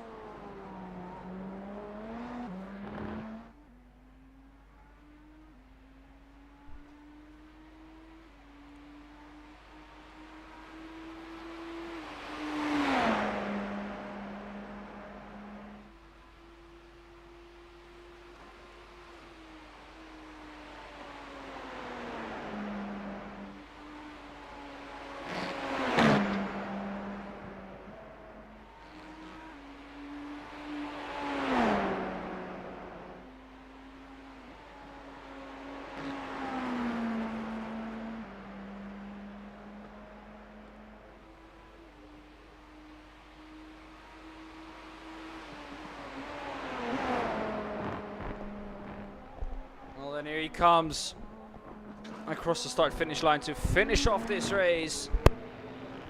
Go into a little bit of a warm-up. Here we go.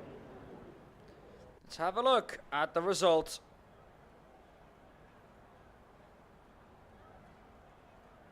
3-minute warm-up. But we go to the result. Mirko Bortolotti wins out of Henry Augustin. Marek Jordanowski in P3. Robert Hega fourth. Philip Hugrijf fifth. Yannick Wonnenberg sixth. Hugo Zasse in 7th. Niels Langeveld 8th. Jeroen Berg in 9th. Jeroen van der Berg in P9. Jens Fiedler in P10. Torsten Groos P11. Ivan Ferrari P12. Chris Meyer 13th. Stefano Pellegrino 14th. Davy Oma 15th. 16th for Florian Becker. Christian Ablas 17th. Hendrik Sturre 18th. Michael Deulinger 19th. And Maximilian Paul in P20. Further down we have Hugo Rob, Jonas Grijf, Marius Soek and Ben Green. Well then, we had through a little bit of a warm-up. We'll see you once race 2 starts.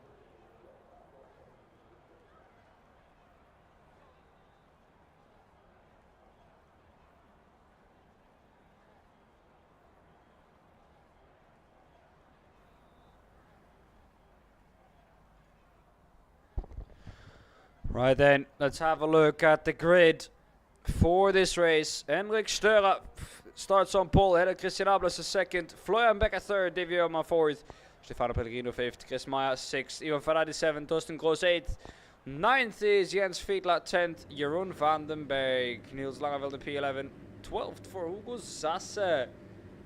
Then we move on to P13, which is Yannick Wonnenberg, then Philip Hugrijf, Robert Hega, P14, Marek Jordanowski 16th, Henrik Augustin in 17th, and Mirko Bortolotti in 18th. The rest is all the same as they finished. Michael Deulinger, Maximilian Paul, Hugo Rob, Jonas Grijf, Marius Soek, and Ben Green.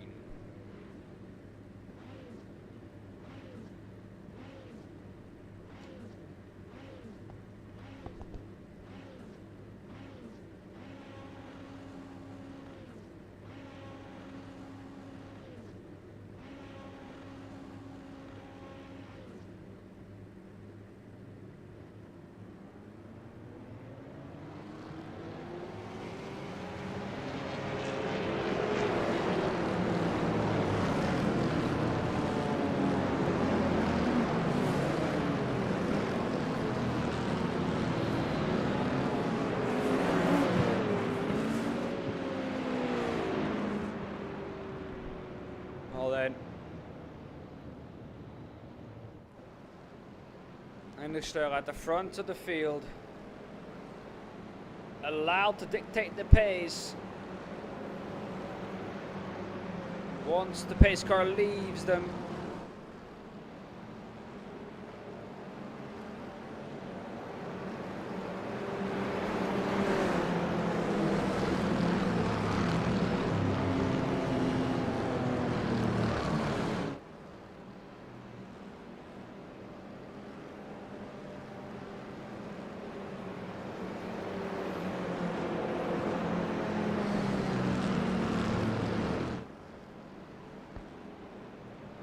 One final 18-minute race is going to decide how this evening's going to end.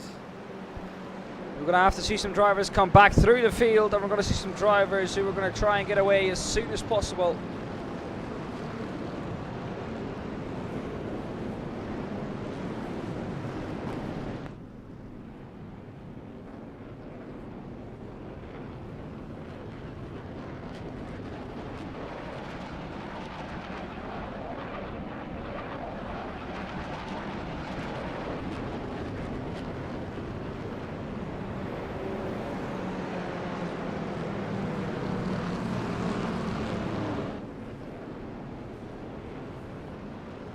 Well, there we go. Fighter jets have gone Green, over. green, green. And we're green. Henrik Strela surprises them all and goes very early on. Already has about a second of a gap. My God, that was a start. Christian Abelson caught napping. He was doing his beauty sleep. He did not see that Henrik Strela went that early, and Henrik Strela, before we get onto the first straight, already has more than a second of a gap.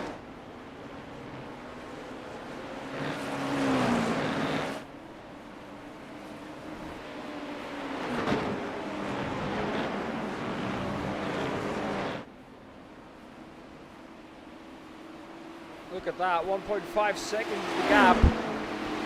Behind that, Stefano Pellegrino, look at this, 3 wide.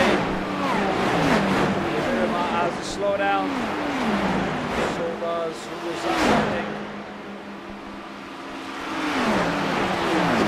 Dustin. Well, the inside though. Tries out. Go on, Jens Fiedler. Can't quite make it stick.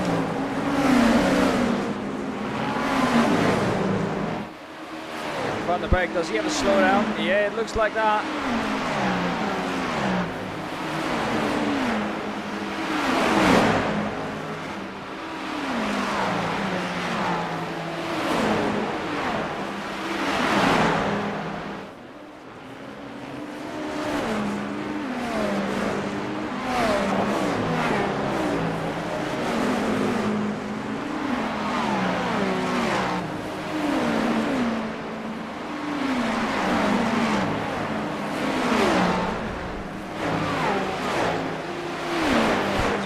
Bortolotti amongst all of this? Well, that's the question you might ask, but I have the answer for you. He's up to P14. He's just passed us. Where are you going, son?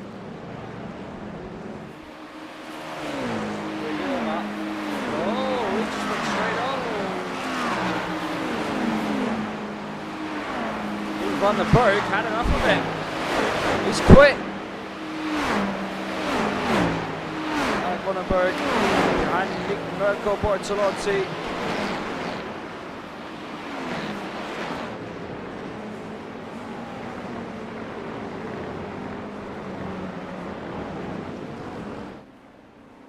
And Störer has been caught by Florian Becker. If he thought he was going to have an easy race after that start, well, turns out he isn't. Into the Porsche curves we go. Mustang sampling kart.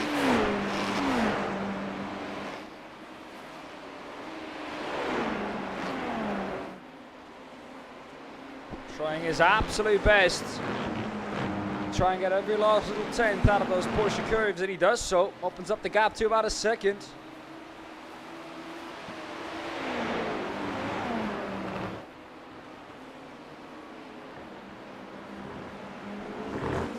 Well, that's one lap in the books.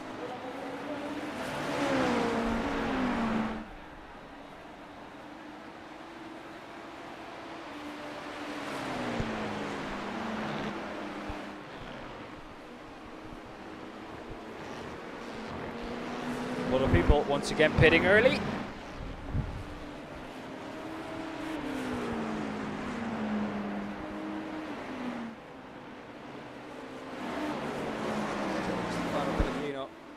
At the moment, they're chasing him down as Gazik's team.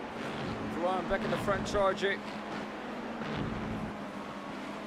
Here's is Christian Ablasac, Stefano Pellegrino, second of the Kazakh team, Hugo Zasse, Thorsten Gross, together with Jens Villa and Augustine.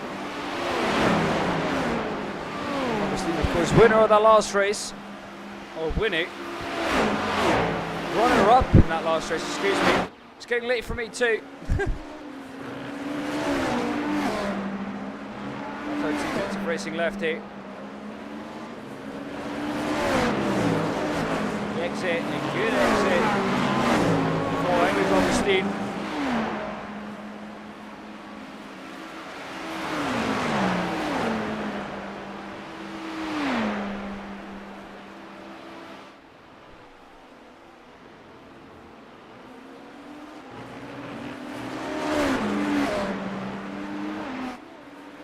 Ferrari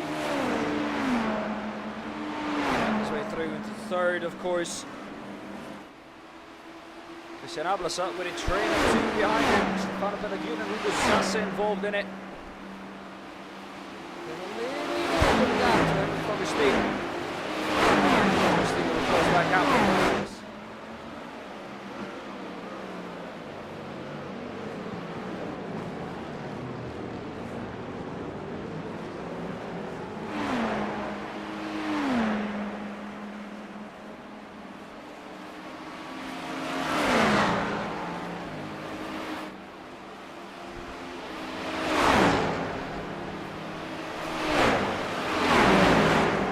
Said Henrik Augustine has lost all this chaos. 2-1 Rosie.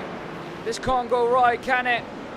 Some people have to give way. It was Zasse stood up the inside of Maximilian Paul. Someone's going to have to give way at some point. Maximilian Paul up the inside now of Jens Fiedler. That's where they give way. We're 3 wide once again.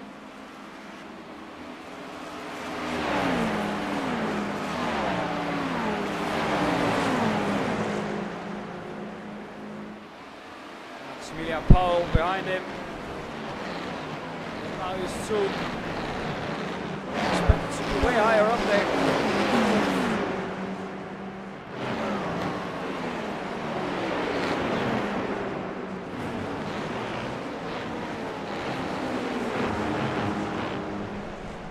Look at the exit from Marius Zug. Same can be said for Hugo Zasse. Has a little bit of a look, but that's not quite all 3 go into pit lane.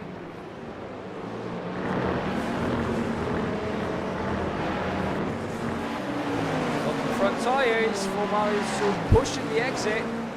Look at Maximilian Paul though. He's been able to push that entry just a bit harder than the others. He's almost alongside going into his pit box with Marius Zug.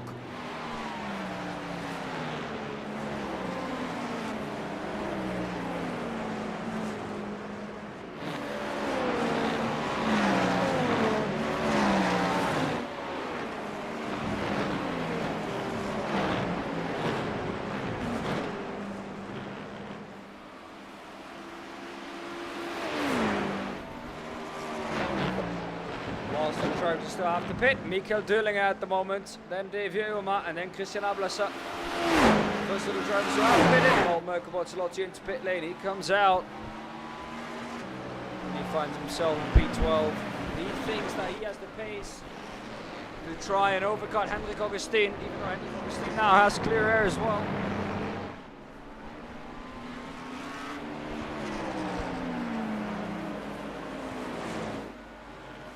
Gap at the front of the field, 1.1 seconds from Störer to Ferrari.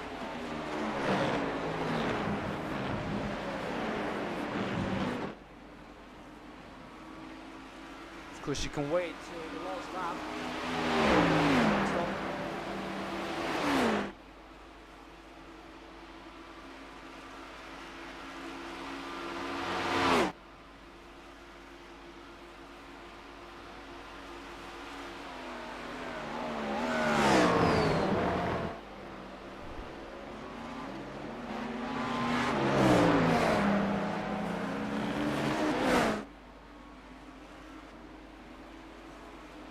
Higa trying to hang on to the slipstream. Bortolotti. And if you can hang on in there, could be a very valuable position to be in.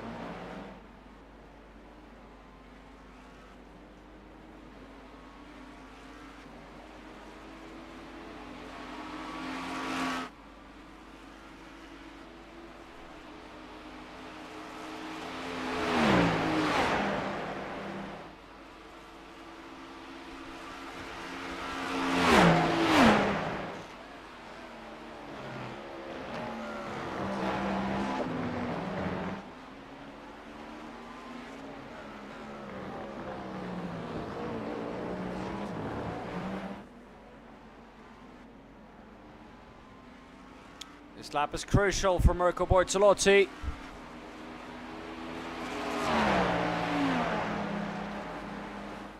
Everyone in front of him is probably going to come in now or next lap.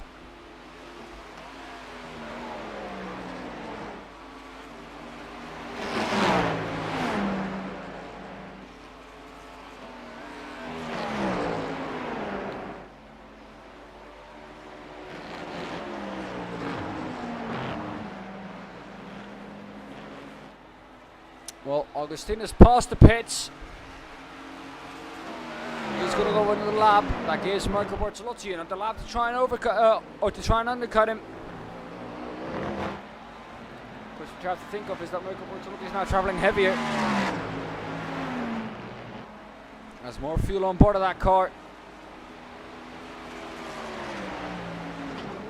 As Langevel, this is for P5 in the race. He has Jens Fiedler behind him. Try and make his way round. He can't.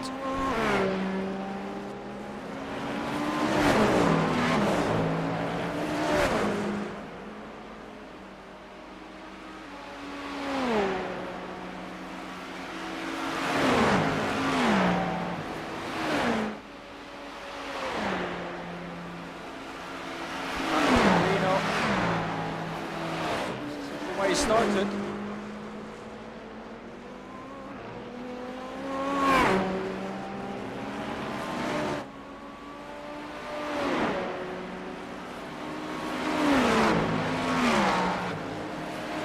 Driving in the middle of the track with these cars is not ideal. It's like that. You lose lap time because of it, because these cars are so low they bottom out in the middle. His throat is higher there. It's like curved in the middle. Of course, the lower the car to the ground is, the less air resistance it has. It travels on the straight. But at some point your car's going to bottom out, because there'll be so much downforce on the car. It's going to press too much for it to not scrape the ground at that point of the track, at least. If you stay on the outsides, then you will be just about fine, which is actually what you want.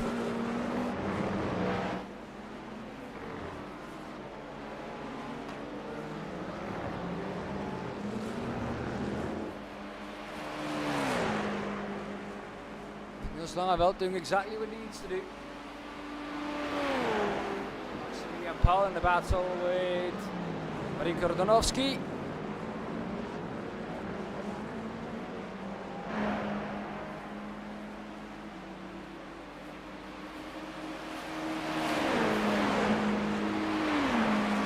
Ferrari at the moment. It's the first of drivers who have pitted.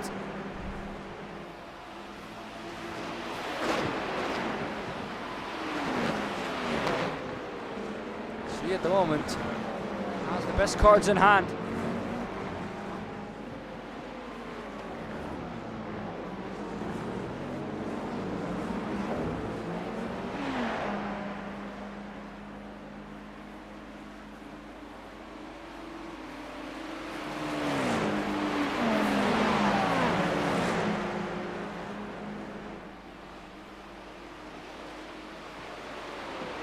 everyone in front is into pit lane. And this is what we're looking, even Ferrari.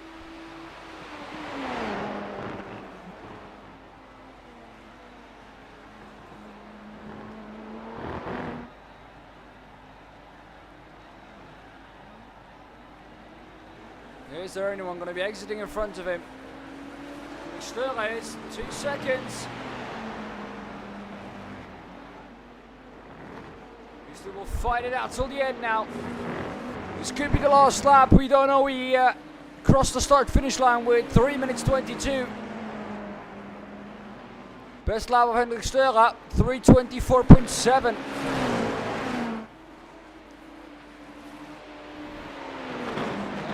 So this could well be the last lap of the race.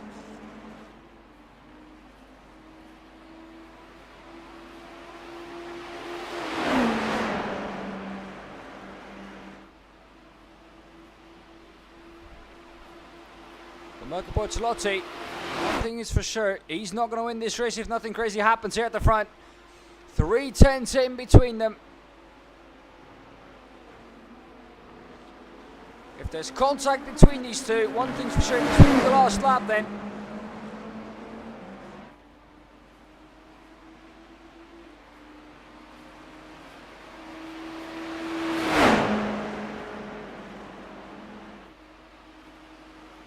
Though, I think no matter what, we will get another extra lap.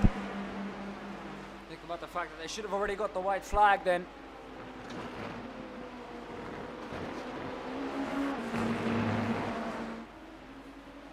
This is the battle for the lead.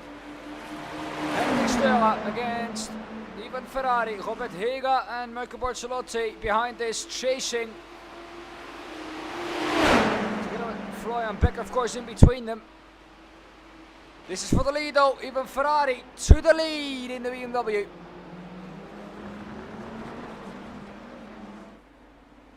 That was a pretty easy move for the Italian.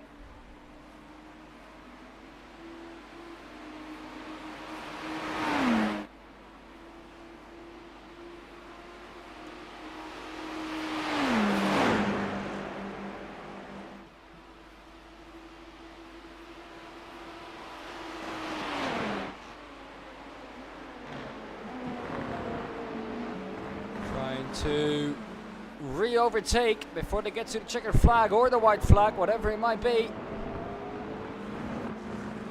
think it'll be too close to call. A purple sector for Ivan Ferrari, so he could improve in his quickest lap. My feeling is that we're going to get another one, but we don't know yet.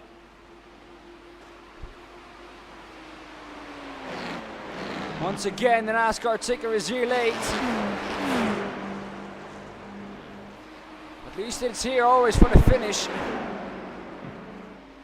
that's the only thing it's interested in anyways.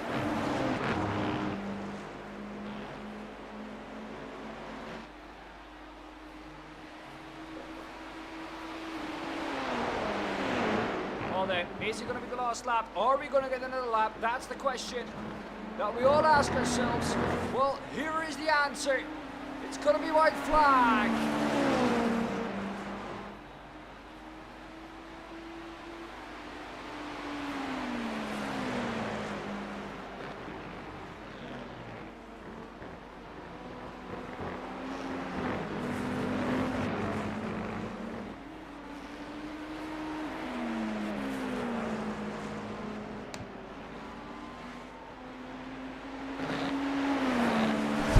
Minutes of racing still to go then for these two.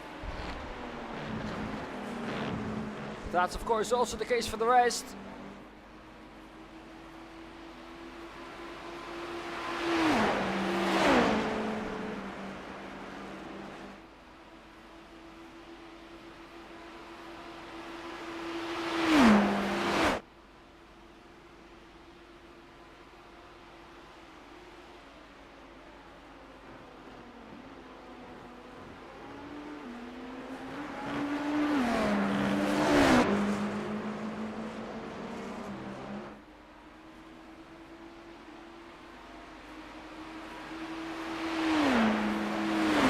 Ferrari Remember, has never won a race so far. This could be his for the taking. His maiden victory at Le Mans.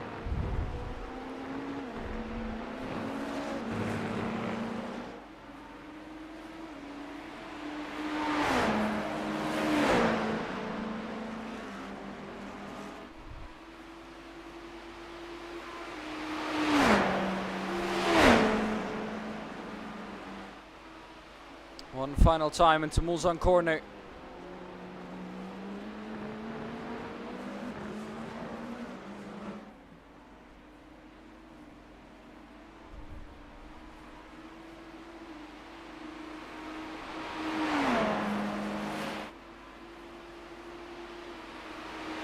I don't think Henrik Störler is able to catch up in time. Here's a fun battle though. Philipp Hungren, Niels Langeveld and Jens Fiedler. Niels Langeveld goes wide, that allows Philipp Hungren to take what would be P9.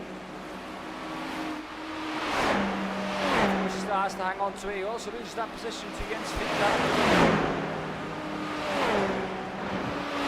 Takes the outside though for Indianapolis. Surely not Niels Langeveld. Surely he is. Contact between the two, and that is something that we knew could happen, and it did happen. That corner is difficult enough on your own, let alone with two people. Two cars into one, didn't quite go there. It didn't quite fit. However though, in 2023, the Ferrari hypercar won the Centenary Le Mans, and in 2024, Ivan Ferrari takes his first victory in the W12 Sprint Series. He wins at Le Mans. Another year, another Ferrari win at Le Mans. This time though, it's not the car, it's Ivan Ferrari. Stefano Pellegrino still on the back of Martin Jordanovski. This is the battle for P6 on Goldenberg, finishes ahead of Maximilian Paul. Niels Langeveld comes through in P9. Martin Jordanovski though, he's going to hang on to Stefano Pellegrino.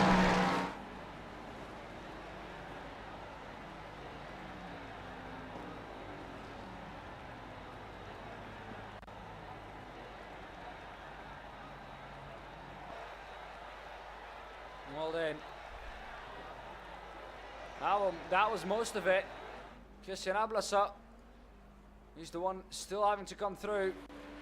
But what an evening of racing we've seen, ladies and gentlemen.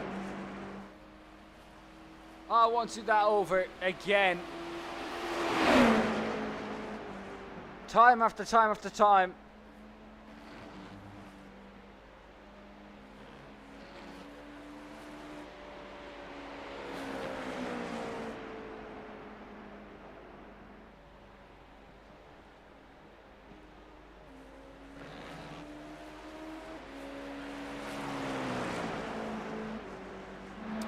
Comes Christian Ablasa, gonna come through to finish. Oh, and he's gonna get a slow down in doing so too. Across the line for Christian Ablasa. That gives us our result. Here we go then. Result for the feature race. The second to last week of the W12 Sprint Series, season number 6. Ivan Ferrari finishes in P1 ahead of Henrik Störler P2, Mirko Bortolotti in P3, Florian Becker P4, and Augustin in P5, Yannick Molenberg P6, Maximilian Paul 7th, Philipp Hungren 8th, Niels Langeveld 9th, Torsten Gross in P10, Martin Jordanovski 11th, Stefano Pellegrino 12th, Chris Meyer 13th, Jens Fiedler in P14, Christian Ablasa P15. 16th for Jonas Greif, 17th for Robert Heger, Hugo Sasse in P18, and P19 for Marius Zug. Not ideal for Marius Zug, that result. Michael Derlinger in P20. In P21 we find Hugo Rob, De Wilma P22, Jeroen Berg in P23 and Ben Green in P24. Well then, that is it for the W12 Sprint Series for this week. Catch us back next week for week number 6 and the final week of season number 6. We'll see you then. Stay safe and good night.